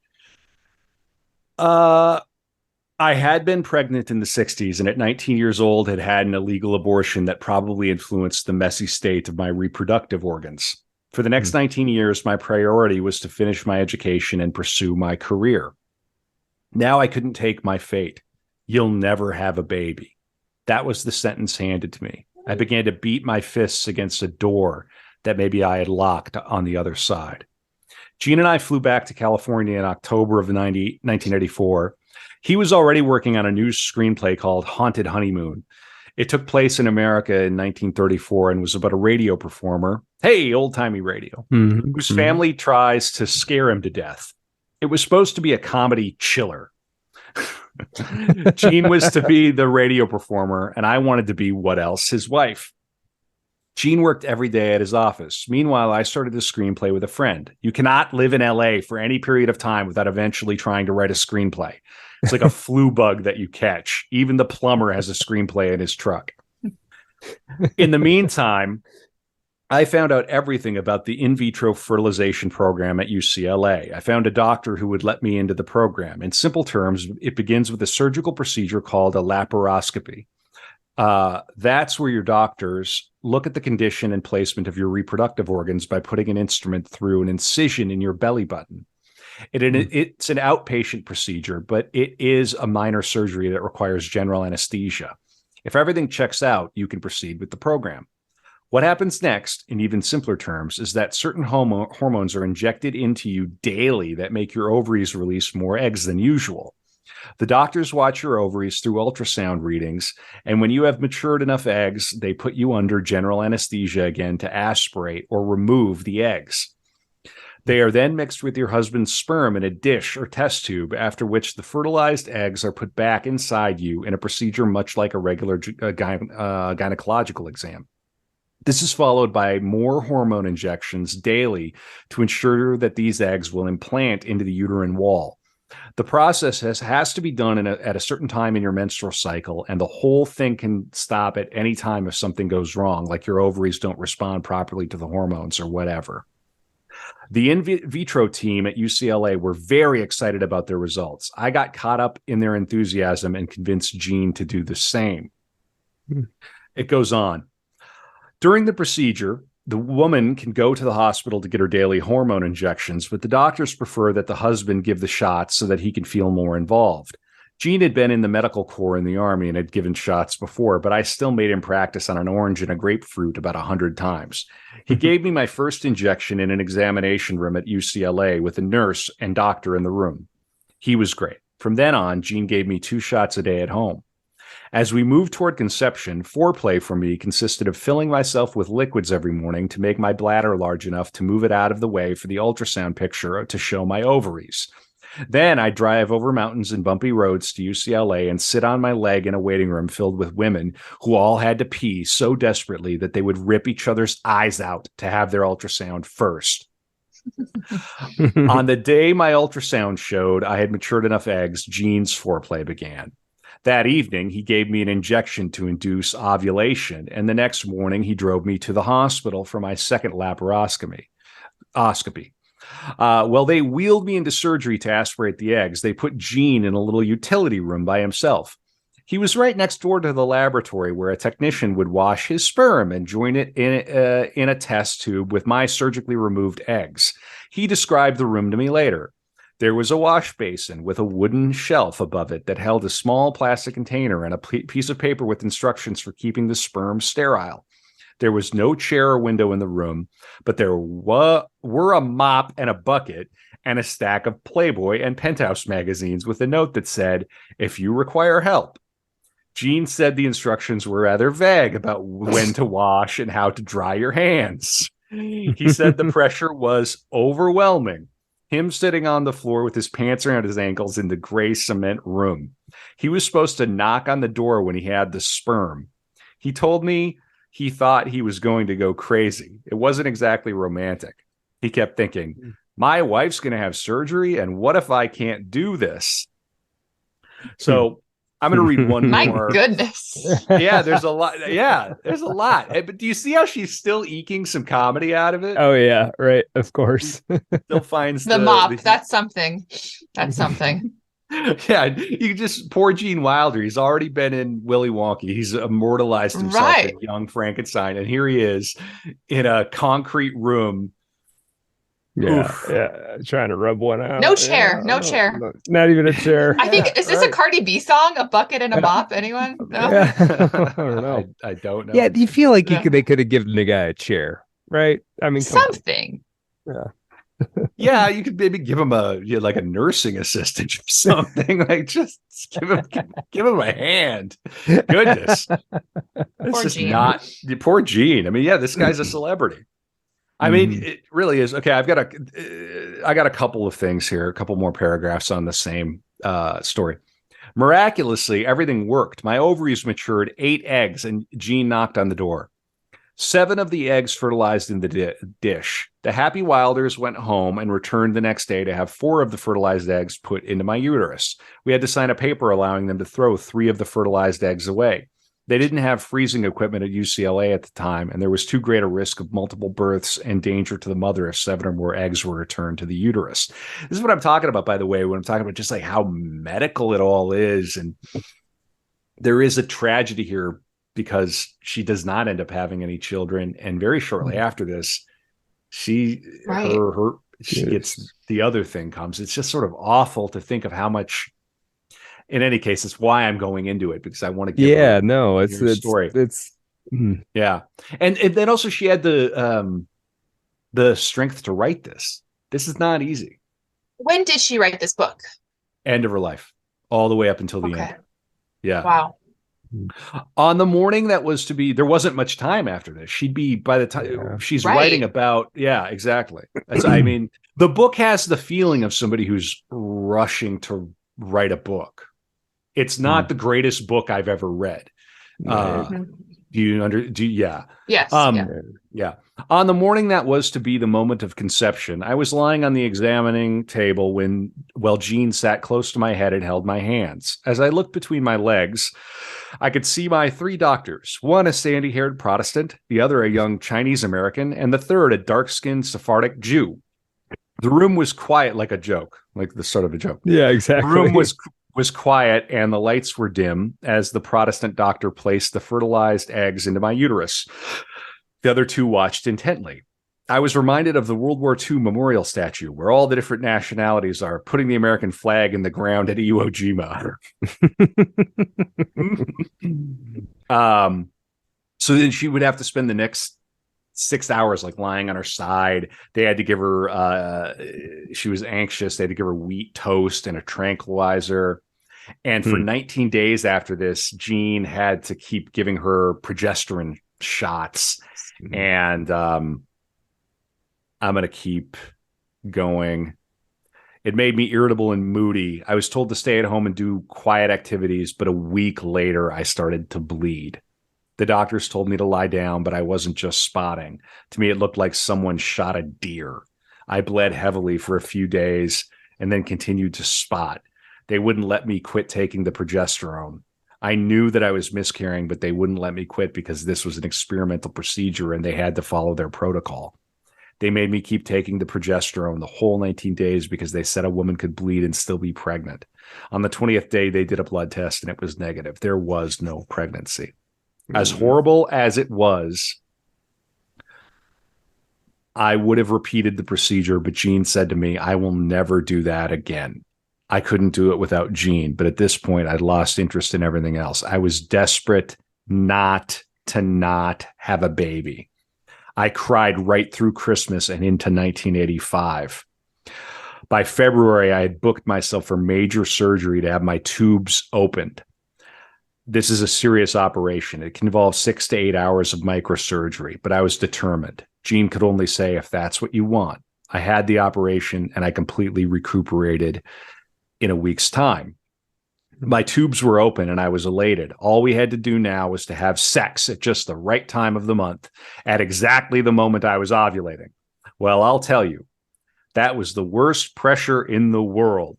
It was as consuming as the in vitro program, and I drove Gene nuts. It was the kind of obsession they show in the movies, made worse by my age. I was 38 years old, and my biological time clock was breaking the sound barrier. I bought one of those new ovulation kits where you are the scientist.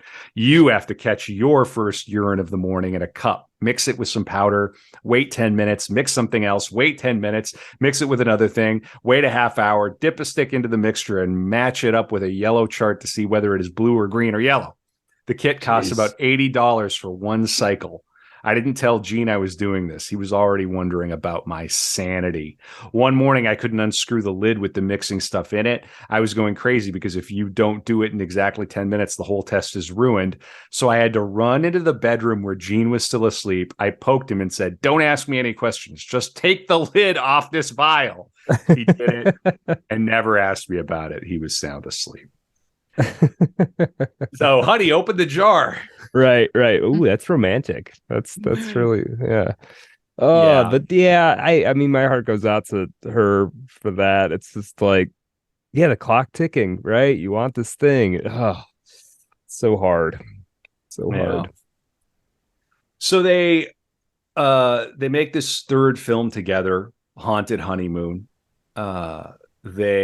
You recall when I talked about Letterman and the kids, the neighbor kids came on and sang a song. It was for this promotional junket where she was going around to promote the movie, where they sang a song. It was during the making of Haunted Honeymoon in the UK, which, by the way, reading the making of Haunted Honeymoon in the UK is like, they went there because the pound was so weak against the dollar at the time. Sure. The movie could be made. I think it was like $9 million instead of $13 or $14 million. Gene is directing it, starring in it, wrote it, and like they get to live at a 5-floor terrace house in like, you know, central London, and they're describing their life and everything, and I'm just like, oh, what a world, right? Like very rough, you know.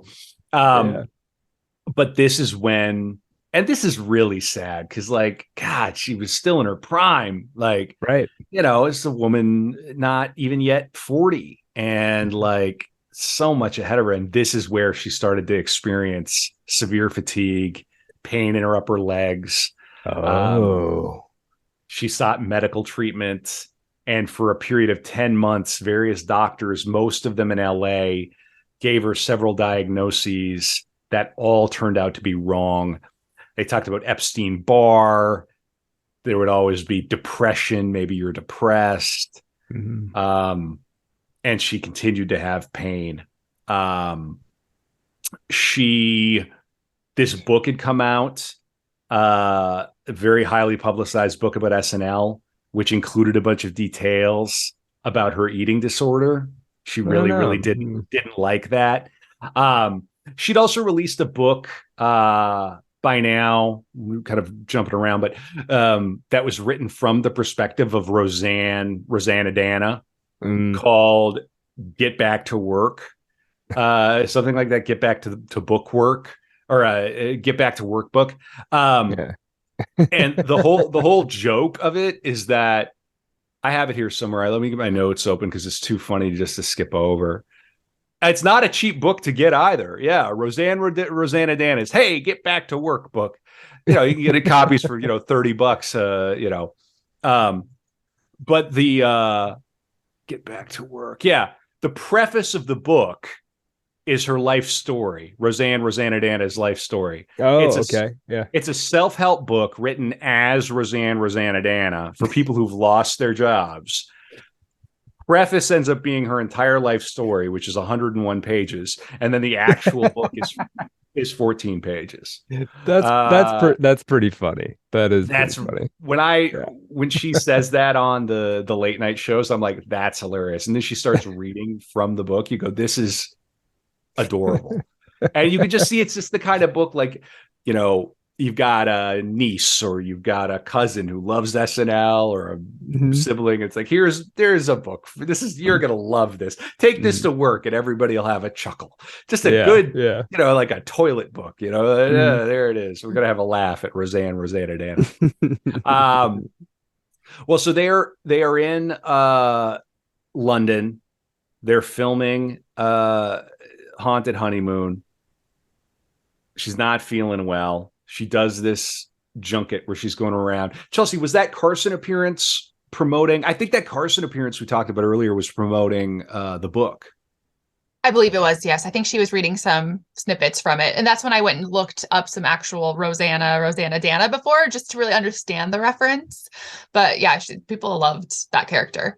Yeah, I watch it and I go, okay, I guess. I want to get it.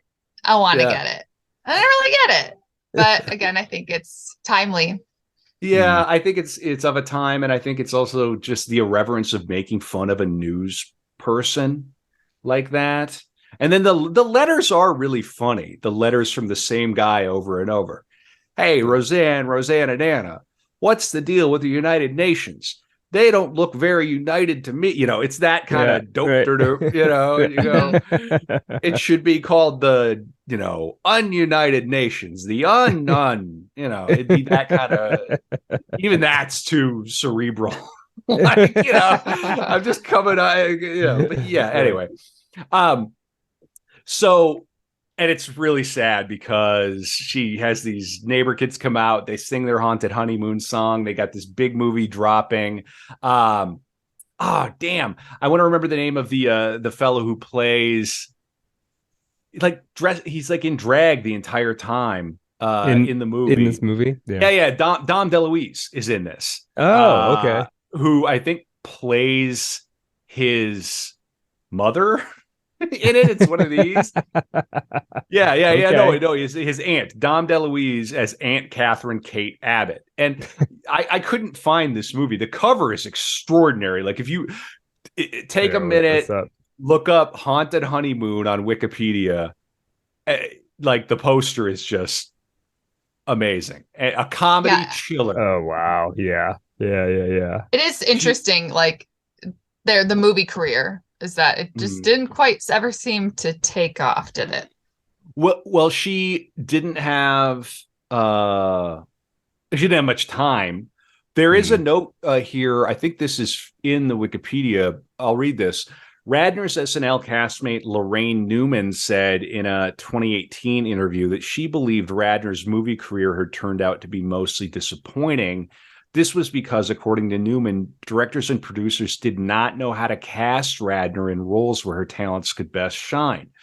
She said in the interview, this is the SNL castmate Lorraine Newman, the specific nature of her talent was she did characters, but she would probably have been better served if she had taken part in writing the things that she did.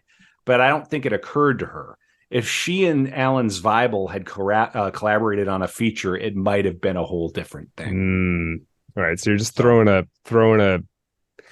You got a comedy, you got a female character, you throw Gilda in there. She's funny, it'll work, but it's not really her thing. Yeah, totally. So we have Haunted Honeymoon opens nationwide, bombs. A month of publicity for it. They did it. They went around for a month. The movie was only in the theaters for a week. Oh my God. Bombed. Yeah. And after that, Jean flew to London and watched some plays. I think she stuck around in LA. She had a dog that she loved. There's a lot of talk about her dog early, Sparkles. And now we're going to get to the reason Gilda has not been feeling very well. All right. Friday morning, fluid was extracted from my swollen belly. I was taken downstairs again for more tests, chest x-rays and a mammogram. Jean was in the room again when I got back. My psychiatrist paid a visit. We all thought this was probably some kind of infection. I remember feeling calm, which isn't like me, so I must have been sedated. In the late afternoon or early evening on Friday, the internist came into the room. I was lying in the bed and Jean was sitting on the left side of my bed. We had been talking, absently watching television, waiting for the reports to come in. We both looked up into this doctor's eyes as he said very calmly, "We've discovered there is a malignancy." A flush went through my body, and out of my mouth came a sound like a guttural animal cry. Gene said he did the same thing, but silently. He still remembers the sound I made because it was so primitive, so emotional, like somebody stabbing a knife into me. What about Epstein-Barr virus and neurosis and Woody Allen and my imagination? I think the internist went on to say that the malignancy was confirmed by the CAT scan and the analysis of the fluid from my belly. Surgery would have to be done as soon as possible. When he left the room, I grabbed Jean's face in my hands and sobbed. No more bad news. No more bad news, please. I just don't want any more bad news. I can't remember much after that. I don't remember being horrified or dwelling on it, whether it was just because they were medicating me at that point. I don't know. Everything happened quickly from that Friday night until they operated on me Sunday morning. Saturday, I was prepped for surgery, and Jean says I met the anesthesiologist.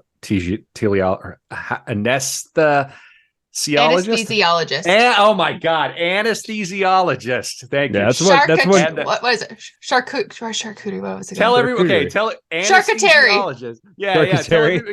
Anesthesiologist. Say your charcuterie story. My charcuterie. Okay. Yeah. So Delta flight. We're supposed to leave around 1, so we got like a little lunch option. The flight ended up changing to 6 a.m. So we got to choose what we wanted. So it's 6 a.m. The flight attendant comes over and she's like, "You got the charcuterie?" I'm like, "The charcuterie? The charcuterie." I'm like, "Really? Okay." So my husband's in front of me and I'm like, "Tell me you're not on airplane mode yet. I have to text you this." And I was trying to get it phonetically to be enough to spell out a charcuterie. SHARK, right? Charcuterie. Yeah, that's hilarious. Charcuterie. I can't believe that I forgot how to read anesthesiologist. It's one of those words where if you don't get that first phoneme right, you're in the weeds, man. Yeah. I get it. I'm gonna blame I'm usually the one that mispronounces stuff on the show. You know what? I've saved up a little bit of credit. Long story short, to this part, she goes through all of this and not once does somebody say the word cancer. And so she gets a tumor the size of a grapefruit. Oh my God. From her abdomen. Big. So finally on October 21st, she's diagnosed with stage 4 ovarian cancer, goes through the surgery, has her hysterectomy. On October 26th, surgeons removed a grapefruit-sized tumor from her abdomen. She then began chemotherapy and radiation therapy, extremely, physically painful, emotionally painful. After her diagnosis, the National Enquirer ran the headline, "Gilda Radner and Life-Death Struggle," in its following issue. Without asking her for comment, the editors of the publication asserted that she was dying. And she writes about this in the book. They found an old photo of me looking frightened from an SNL sketch and blew that up to make the point. What they did probably sold newspapers, but it had a devastating effect on my family and my friends. It forced Gene to compose a press release to respond. He said that I had been diagnosed with ovarian cancer, had surgery, and my prognosis was good. The Enquirer doesn't like good news, so the Gilda Radner story stopped running. Around this time, she saw, so we're going to move fast here now. I'm going to read some more from her book about the chemo. Let's see here. This is why we did Norm Macdonald last episode. He had cancer, didn't tell anybody. And not to judge Gilda at all for it getting out, but maybe you can see why he did, right? He wasn't quite a star on her level, but still there would have been articles like that, right? How long does, and then people wonder, how long does he have to live? And then can you imagine having to watch career retrospectives while you're still alive? Right. Yeah. You're sitting on your lazy boy and they're basically like, yeah. And it's, even if it's positive and it's all glowing, it's still like, nobody wants to be told they're done. Yeah. So here's a little bit of her experience with chemo. Chemo 3 was scheduled right before Christmas. I had a cold or virus, and I had been having horrible gas pains in my stomach. I went to the alchemist for the examination before my treatment. He felt my stomach. It was hard as a rock, so he sent me to another office to have x-rays taken. The x-rays showed that I had a partial bowel obstruction, which can happen after extensive surgery. It meant they couldn't do chemotherapy. The bowel obstruction had to be treated. I was put in the hospital immediately. Same room, new procedure. To treat a partial bowel obstruction without surgery, the doctors tie a rubber bag with mercury in it because mercury is heavy to the end of a long, narrow plastic tube. They put the tube and bag through your digestive tract, weighted by the mercury. Over a period of hours, it drops through your whole bowel and opens up the obstruction. This may not be a precise medical explanation of the procedure. All I could think about was getting a bag and tube shoved down my nose. The gynecological oncologist came to the hospital to do the job because he is not only an oncologist, but also a surgeon. During my months of chemotherapy, he took charge of my pelvic exams and any necessary surgical procedures while the alchemist did my blood work and took care of my general health. You can imagine the assault on the body from this tubing weighted with a bag of mercury. It was one thing getting past the nose and into the throat, but then suddenly you feel it and your whole body is screaming, "Get this out of here." Your stomach reacts by starting to produce lots of acid. Instead of getting my third chemo, I lay in the hospital bed with this tube in my nose. Here I was, a bald woman with a tube in her nose. I lay in the bed and cried that whole night. I stayed in the hospital 3 days, not allowed to eat or drink anything. I was fed intravenously. It hurt to swallow, and I had a sinus infection at the same time, so I was sneezing and blowing my nose with the tube in it. Suddenly, my whole life consisted of trying to go as long as I could without swallowing because it hurt so much. How I made it through those days, I don't even know. The amazing thing about the human spirit is that when you feel well again, you don't remember those awful days. Jean came almost every day. We did everything we could to make time go by, played Scrabble, watched television. I remember sitting in that room, blowing my nose and wanting to go home for Christmas, but there was nothing I could do except wait for the bowel obstruction to clear. Then they kept taking x-rays to see if it was clear. From the beginning of my illness, I fought everyone around me about having x-rays. Do I really need them? Do I need to have two? Don't you have my x-ray from the last time? I was still trying to not get cancer in the middle of having it. Then a technician told me that the amount of radiation you get in an x-ray is less than you get flying from New York to LA. Since Jean and I live on both coasts and fly back and forth, I began to think of my x-rays as flying to New York and back. It eased my mind as they clicked away on the x-ray machines. So, wow. Yeah, she's having a tough time. Anybody would. Without a doubt. Yeah. This is going to be a cliche to say, but it is a case where I'm her age. And you go, it can happen. It really can happen to you. It can happen in a week. Yeah, you could have a stroke. You can get a cancer diagnosis and be on a tube in the hospital in a week. So I know. I'm hoping that they have found a different way to cure that, because I'm like, damn, do I never want to have a bowel obstruction. Never. I suspect they've got a better way now, but I don't know. I'm not a doctor, but I play one. I'm not going to look that up. Yeah. I'm not going to look that up. Well, they still do chemo, right? I mean, that's still commonplace. Yeah. Bag of mercury. Oof. Yeah. I mean, what if that bag breaks? She would get involved in wellness meetings and support groups. And of course, Brad already mentioned that Jean would kind of found a couple of different institutions in her name to support people. You got to remember too, this is early days of popular media, even into the 80s. Right. Like people were not like, what do you mean ovarian cancer? Wait a minute. My wife can die when she's 40. What? Like, hey, Gilda going this way was a big national story. There was was it Newsnight or one of these big shows where they had an entire 30-minute episode was devoted to Gilda's dead from this. Here's what doctors say. I mean, she was that level of celebrity.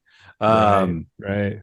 So here's a little scene of her in one of these groups. At about 10 after 11, the room was pretty much filled with maybe 40 people. The two group leaders, Flo and Betty, both, what is she in Minnesota? Flo and Betty? Both 11-year survivors of cancer, Betty of an advanced case of lymphoma and Flo of a double mastectomy, told their stories of cancer. They explained what the wellness community was and what it had to offer every person there. Amazingly, everything was free. There were group therapy sessions that met for 2 hours a week, available at many different times during the week, called participant groups. These groups were the only wellness community activities that required a commitment. They were facilitated by licensed therapists. Everything else was on a drop-in basis, including instruction in guided imagery and visualization and relaxation 3 nights a week. There were group sessions for spouses or family members of cancer patients, nutrition and cooking discussions, lectures by doctors, oncologists, and psychiatrists, workshops on anger management, potluck dinners and parties, therapy through painting, vocalizing, and improvising, all techniques that would help in stress management and improve the quality of someone's life. I learned why people go to AA meetings or Overeaters Anonymous or other self-help groups and love them and say, I have to get back there. If indeed God created the world and then left us on our own to work things out, then getting together with other people to communicate is what we should be doing. I learned at the wellness community that is the most magic thing we have, our ability to open our mouths and communicate with each other. So just a little bit from her. Yeah. No, it's cool. Yeah. Makes you think. I mean, it is good to know. We take all that stuff for granted now. That stuff didn't exist that many years ago. And you can always, whatever your situation, there's a group if you need to talk to people. And it doesn't need to cost you a dime. It costs you coffee. Right. If that. Right. Yeah. So there's a little bit here about Dibby, her governess. Because she based not Roseanne. Did she base Roseanne? Nope, she didn't the base other Roseanne, one. The other one, Emily right. Latilla. Yeah. Yes. Yeah, correct. So just a little bit about her coming back, because she's still around at this point. My parents put an ad in the paper for a live-in nurse or nanny when I was 4 months old, and Dibby came. Her real name was Mrs. Elizabeth Clementine Gillies, and she was from Canada, but she was visiting her cousins in Detroit when she saw the ad. After she met my parents, they took her upstairs to see the baby. She says that I was lying on my stomach in my crib, and I turned my head on the side and smiled at her, and I won her heart. My parents hired her right away. My mother insisted that she wear a white uniform, white hose, and white shoes. She bought those that day and came back the next day and stayed for 18 years with our family. She was in her early 50s and had been a widow since after World War I. She had raised 3 children of her own and now is starting a whole new life. When I learned to talk, I couldn't say Mrs. Gillies, so I called her Mida Dibby, then just Dibby. Dibby and I became inseparable. I owe a lot of my humor to her. When I would come home crying because someone called me fat at school, she would tell me, say you're fat before they can. Let them know that you are fat and you don't care. If they say you are, just make a joke about it and laugh. Just you tell them before they get to it. She coached me through my teens, and humor became my tool for handling life. Dibby's the person I modeled Emily Latilla after on SNL. Emily Latilla was the spunky editorialist on Weekend Update who got everything wrong, but was emphatic about it until she found out she had misheard. Never mind. Emily Latilla's famous response is straight from Dibby's mouth. Dibby turned 96 years old in March of 1989. Last week, she told me on the telephone, we speak every week, I can't hear and I can't see and I can't walk. But other than that, I'm fine. I grew up in the middle of that indomitable spirit. When I was 10 years old, I asked my parents if I could go to a private school. The girl who lived across the street went to an all-girl private school on the east side of Detroit, and she liked it. I remember going like an adult to negotiate with my parents about wanting to go to this private girls' school. Of course, it cost a lot of money to go there, and I think I told my parents that I thought I would get a better education. They agreed to it. By this time, my brother was in high school, and it was becoming more difficult to take us in and out of schools. There's a little bit about her schooling. It goes on. Let's see if that's worth it. No, but I just wanted to get that bit in about Dibby, which I think is quite Yeah, funny. no, that's really Yeah. sweet. Yeah. Yeah. Hmm. Well, so alas, the cancer is to return here. Let's see. So was she ever Uh, in remission, or it was always? yeah. So she would go into remission. So she was told that she got into remission. She wrote this book here. It's always Okay. something detailing her struggles with the illness. Life magazine did a cover in March of 1988, a cover story Wow. on her illness called Gilda Wow. Radner's Answer to Cancer, Healing the Hmm. Body with Mind and Heart. Hmm. There was a Showtime broadcast on March 18th of 1988. She guest starred in the Gary Shandling show, mentioned on camera that she had a cancer diagnosis and a treatment, which is explained her hiatus from entertainment. Hmm.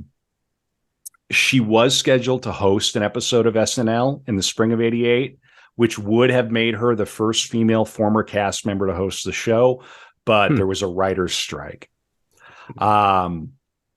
In September of '88, after tests showed no signs of cancer, she went on maintenance chemotherapy to prolong her remission. But 3 months later, in December, she learned the cancer had returned. And I'm going to read from her book. And this, what I'm going to read here is pretty obvious. My CA-125 went up. What? I saw Jean's face whiten. Grace became paralyzed. Once you have cancer, you live on a tightrope. You live from day to day. You talk about how something could happen. Something could go wrong. Here on May 3rd at 11 o'clock in the morning, my whole world collapsed again. My happy, positive wellness community world fell apart with this doctor, and I couldn't stand. I was shaking and crying. And Jean was being very rational, saying, we don't have enough facts yet. We don't have all the information. You have to get the CAT scan. There could be a mistake. He was looking for every positive thing. Grace was getting ready to drive me to the hospital. Jean is too recognizable, so it was best that just Grace and I go. I went upstairs to get dressed, but I was in a trance. It was unbelievable to me that this could be happening. In the car, Grace was making small talk, but my brain was frozen in the moment when I heard that my CA-125 had gone up. Stuck there. I was just staring. When I got to the hospital, the Connecticut oncologist was waiting there. His presence made me feel as feisty as a bulldog. All right, what do I have to do? What do I have to do? He said that he wanted to run a heart test on me. I said, what do you mean? He said, if we have to give you adromycin, it could do damage to the heart muscle. We want to make sure your heart is in good condition. What are you talking about? You're going to have treatment. Listen, my CA-125 was normal 3 weeks ago. Then he said, it wasn't. What do you mean it wasn't? I've spoken to your doctors in California, and the computer misread your CA-125 as normal. When it was looked up again yesterday, it showed it was already rising 3 weeks ago in April. My CA-125 readings had been around 7 or 8, but in my April checkup in California, it had risen to 40 or 45. Now it was 90. The computer had messed up, and with all my precious medical care, I had become the victim of a computer. My feistiness was melting, and Grace just sat there with me, both our mouths hanging open. She goes in, she has the heart test. She and Wilder, but obviously she's gone into relapse. She and Wilder were video recorded entering the ceremony for the Golden Globe Awards in January. And I think that's probably the last that we have of her. It's like her last time on camera. I think so, yeah. So I'm going to get a little bit into the end here. So Jean goes away. He goes to the south of France for 10 days. While Jean was away, I became terribly ill. I began to throw up all the time. I couldn't hold down any food at all. The chemo was making my bowel obstruction worse. The bowel was closing to the point where I had an almost complete obstruction. Not only could my intestines not absorb food, they couldn't even absorb the natural secretions that my body produced. Bile would accumulate until I became nauseous and had to throw up. I could not eat. Only the intravenous feedings and fluids at night kept me alive. My bedroom looked like a hospital room. I was so weak from chemotherapy that I had to have 4 blood transfusions. It was the most frightening episode of my entire illness, and I thought I wasn't going to make it. I was so sick that I couldn't even tell what was going on. I didn't know whether the chemo or the obstruction was making me sick. And because this happened during those 10 days when Jean was away, I confronted my biggest fear, the fear of abandonment. I discovered that even with Jean away, there were people to love and support me. So just a little bit about like what she's dealing with there. Just pretty atrocious. And I just want to pause again and think about the fact that she wrote this book. Like she got this down on paper. Absolutely. Like that's what I've been thinking this whole time. Like, how did she ever recover enough to be like, oh, let me type that out? She may have had a hand, but also I think the grace and the intelligence to know she's got some place in this world. This matters. This is the kind of book that like people bought. They bought it, and I'm glad that this book exists. It's not the greatest book in the world. It's not easy to read. It's not always pleasant to read. Sure. It doesn't have a shape that makes sense. Like maybe you can tell like it starts with the wedding and then it bounces around. And now we're talking about the nurse. It's not a fully realized memoir. It's the cancer memoir of someone who is dying from cancer. Right. And yeah, so yeah. I just want to, we're kind of coming to the twilight here. You can probably feel it. I want to read the final couple of pages from her book. Sometimes what I've been through will flash back on me and it horrifies me. I can't believe it happened to me. Not me, thinking conscious, funny Gilda the clown. How could these things have happened? I don't have to dream or imagine it. I just have to recall that it actually happened. Today, I'm continuing a maintenance chemo. I don't want to place too much faith in Dr. Greenspan as I did in other doctors, but he's done so much for me.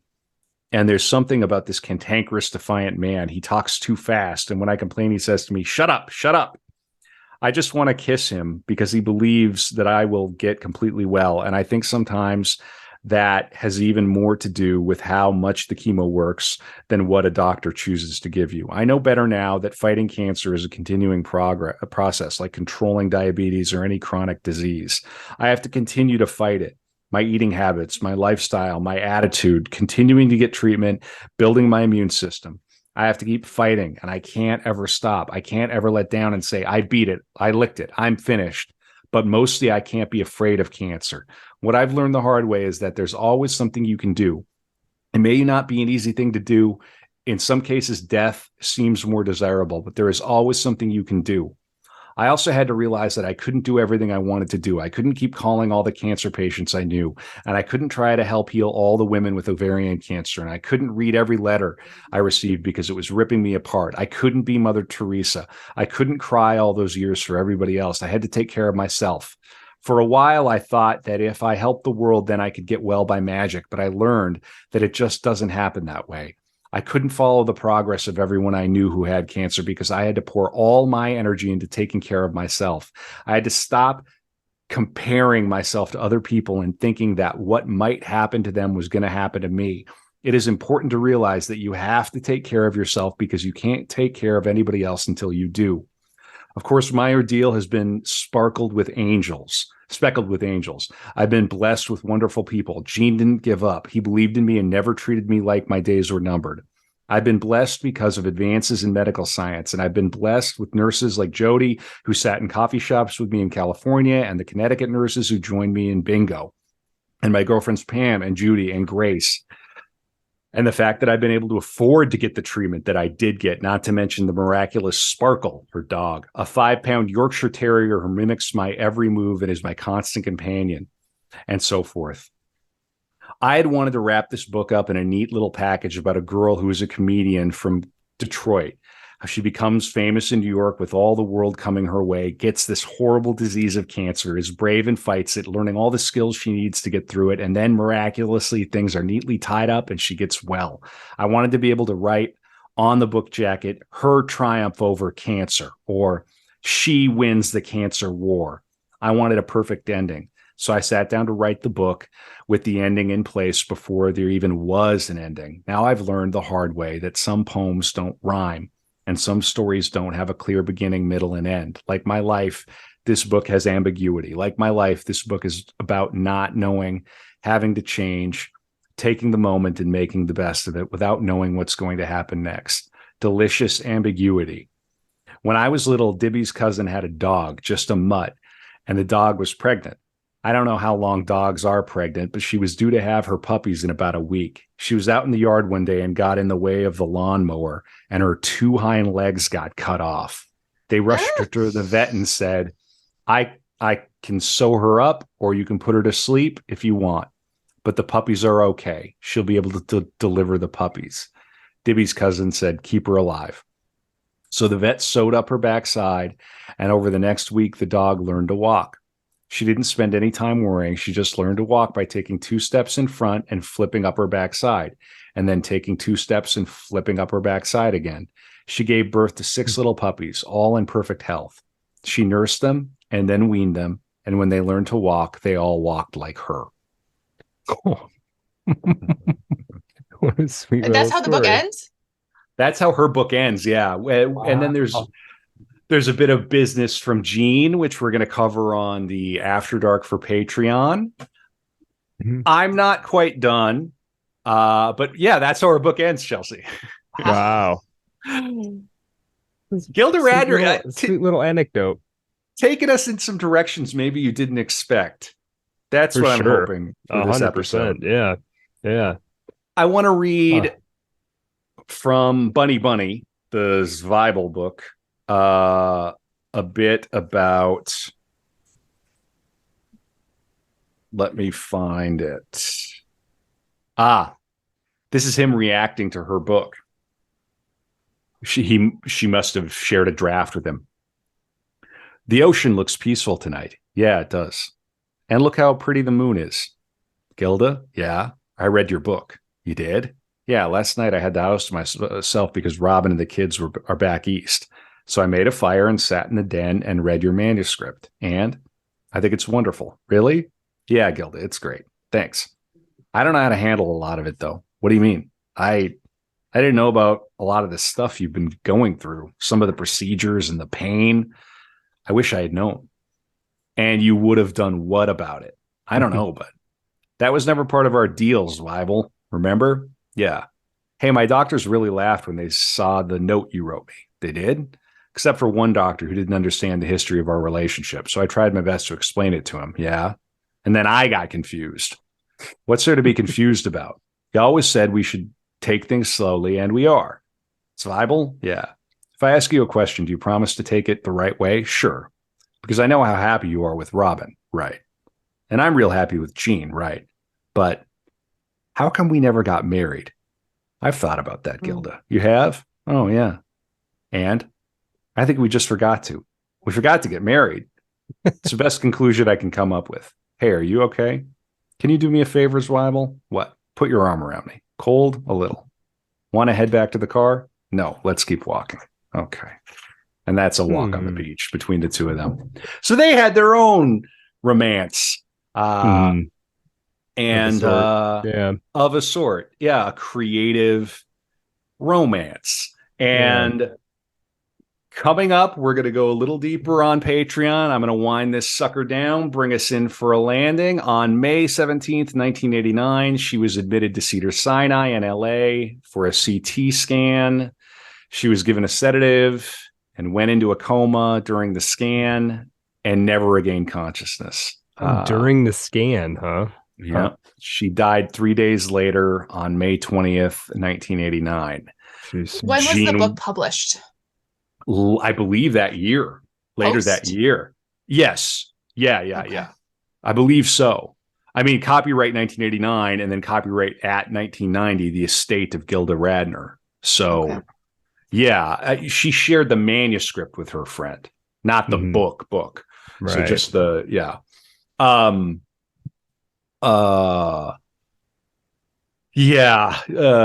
Wilder was there with her. Cause of death was ovarian cancer. News of her death broke as Steve Martin was rehearsing for his guest host role on that night's season finale of SNL. The performers and crew, including Lorne Michaels, Phil Hartman, and Mike Myers, who had, in his own words, fallen in love with Radner after playing her son in a BC Hydro commercial on Canadian television. He considered her the reason he wanted to be on SNL. Oh, wow. They did not know how grave her situation was.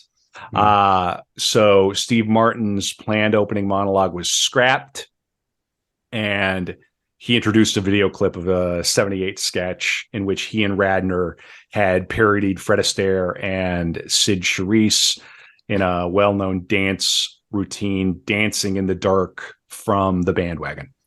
After the clip, Martin said it reminded him of how great she was and how young I looked. Gilda, we miss you. G.E. Smith, Radner's first husband, who is SNL's band leader, wore a black armband throughout the episode. She was interred, and I suppose is interred, at Long Ridge Union Cemetery in Stamford, Connecticut. And I want to give the last words for the core episode to Bunny Bunny. We're going to come back to Zweibel and his Bunny Bunny book. We're going to come back on Patreon after dark. We're going to talk about her legacy. We're going to talk about the funny business that Gene Wilder may have done on the set of Hanky Panky. And then we will also get a final poem and this funny little list from Gilda for Patreon, patreon.com/artofdarkpod. 1 second. I'm just finding this. So this is from Bunny Bunny. And this is Zweibel. Adam Memorial, June 1, 1989. About 14 years ago, I was hiding behind a potted plant, and this girl asked if I could help her be a parakeet, and I've been smitten with Gilda ever since. When we met, we were just these two kids in a big city, and because we made each other laugh, people invited us places we never got to go before. And now, well, I haven't mourned, and I haven't even cried yet, because even though she's dead, I just don't want her to die. I don't know why God makes people and then takes them back while they're still having fun with the life he gave them in the first place. Just like I don't know if I'm supposed to celebrate the fact that Gilda was in my life or feel cheated that she's not here anymore. But even though her body grew to betray her, spirits just don't die. And that's what Gilda was. Even as an adult, she was still a little girl who believed in fairy tales, and that if she said bunny bunny on the first day of every month, it would bring her love, laughter, and peace. Well, Gilda, this is June 1st, and if you're in a place where you can't say it, I'll say it for you. Bunny bunny. And I hope you're okay. I'm going to miss you, Gilbert. And that, more or less, is the life of Gilda Radner. The epic, maybe not often, discussed. Yeah.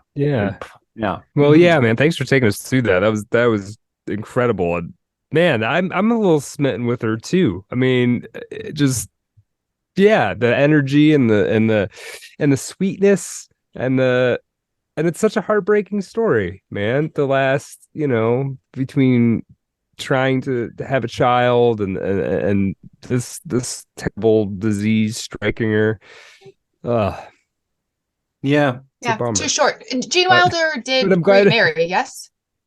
I believe he did. Yeah, Gene Wilder was the marrying type, but he always held a flame for her because it wasn't a divorce. He was there through it. This isn't the Gene Wilder episode, but yeah, I'm pretty sure he remarried. Yeah. Is he still alive?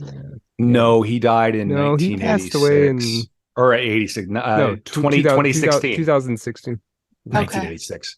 2016. They're together again. Okay. There you go. Now you're in the spirit. I didn't realize that Gene Wilder's from Milwaukee. Yeah. Not me neither. Yeah. And he died in Stamford, Connecticut. And he did remarry. He married a woman named Karen Boyer in 91. So a few years after Gilda passed away. Yeah. Chelsea, where does that leave you on Gilda? You feel like you know her a little more? You feel I do, and now I just want to go look up YouTube clips. Yeah. Well, don't I'm go gonna do probably that watch yet. a You couple got to myself. Yeah, no, you got to come back and do the After Dark with us. Then we can throw on some YouTube clips. We're going to talk about Legacy. I've got some good additional good stuff from It's Always Something, and then that little saucy anecdote from the set of Hanky Panky, the movie they made together. Which The movie, yeah, they made you could watch Hanky Panky, you could watch The Woman in Red. They're not bad, and then also Gilda Live. Yeah. This stuff is fun, Right. and she's worth knowing. I mean, if you're a comedy connoisseur, if you consider yourself like into comedy, you owe it to yourself to have like a weekend of Gilda, because it will help you lock in some pieces. That maybe, she seems it's clear she's critical to like the development of especially sort of televised comedy. Yeah, she's huge. Interesting. She is. All right, well, I got to go downstairs and unplug a piano. We're going to be back in a few minutes for the After Dark. Brad, I want to thank you, because this really is the final episode for the year. We're doing the Eyes Wide Shut watch along. That counts, but it's not a core episode. This is the final core episode. What year is it? 2022? 2022. It's 12/22/2022. Right I want to I want to say, Chelsey, thank you so much for coming on. Yes, grateful. You're always welcome to ride along any Art of Darkness episode. If you see we do somebody and you're like, I want to come on now, you can do a dark room with us. Maybe in another season you can make another proposal. I really liked it. Yeah, I heard Sabra wants to do Britney Spears. She's not dead yet. We can't do. We can't do. Yeah. When Britney dies, we can wait a year and a day, and then Sabra. Yeah, she will live forever. But no, I'm so curious about Britney. We love Britney. The thing I love about this is that this is not a subject that like I would have pulled out of a hat, or Brad would have pulled out of a hat. So you've taken us. Not that we're not comfortable with this, but this is like not where we would naturally gravitate, which is one of the things I love about this show. It's also why people got to get on Patreon. You got to get in the Telegram, t.me/artofdarkpod. And we don't just listen to our blood relatives. Like, if you've got an idea for somebody we should cover, the only rule is they have to be dead for a year and a day before we will cover them. We don't ambulance chase on this show, and we don't try not to be those people. But if somebody has died within the past 2 years, like Bowie's up for grabs, Philip Seymour Hoffman's up for grabs, Anthony Bourdain's up for grabs. We got the Queen. With the Queen. Although I don't know if she really she's not really an Art of Darkness subject per se, generally. That we know. Right. Who knows? Who knows? Maybe the Queen was making Hanky Panky. Yeah, maybe she had a secret like Robert Mapplethorpe type career that we don't know about. If it comes out and there is a biography about it, rest assured your friends at Art of Darkness will be there on the scene. I just have to say again, thank you, Chelsey. Brad, thanks for a great year, buddy. Yeah. Thank you. Dude, it's been amazing. Yeah. and thank you to our listeners for tens of thousands, hundreds of thousands of streams across the platforms. We're watching those numbers tick up.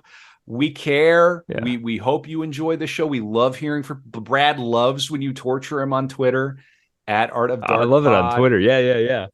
No, you guys are. This is the motivation to kind of keep doing the show. That's why we're so amped about season 3, because we'll just say that from right now to the beginning of season 2, the amount of interaction and people talking to us and people watching has multiplied by many factors, and so you guys keep us going. It's very exciting. Yes, and we want to find this plateau and then go to the next one together. We've got a great season planned. Super excited for the book club, and Merry Christmas, Happy New Year, whatever you celebrate or don't celebrate. We hope you've enjoyed this season of Art of Darkness. and are ready for season 3, because it's coming whether you're ready or whether you're ready or not. That's right. But first we gotta take a 5-minute break, come back, do the After Dark for Patreon. Chelsey, you're beautiful. Thank you so much for coming on the pod. Tell people again where they can find you. At Chelsey Smith Cosmetics across all platforms. I'm primarily the most entertaining on TikTok, so recommend that one. I'm also on YouTube, but TikTok's where it's at. She's a TikTok superstar. Don't sleep on Chelsey Smith Cosmetics. She's getting it done. All right. We'll come back in 5 minutes for the After Dark. All right. Boop, boop. What's I'm Roseanne and Dana. It's Wawa Wawa. something. Wawa Wawa. No, wait, something. Wawa Wawa. Something.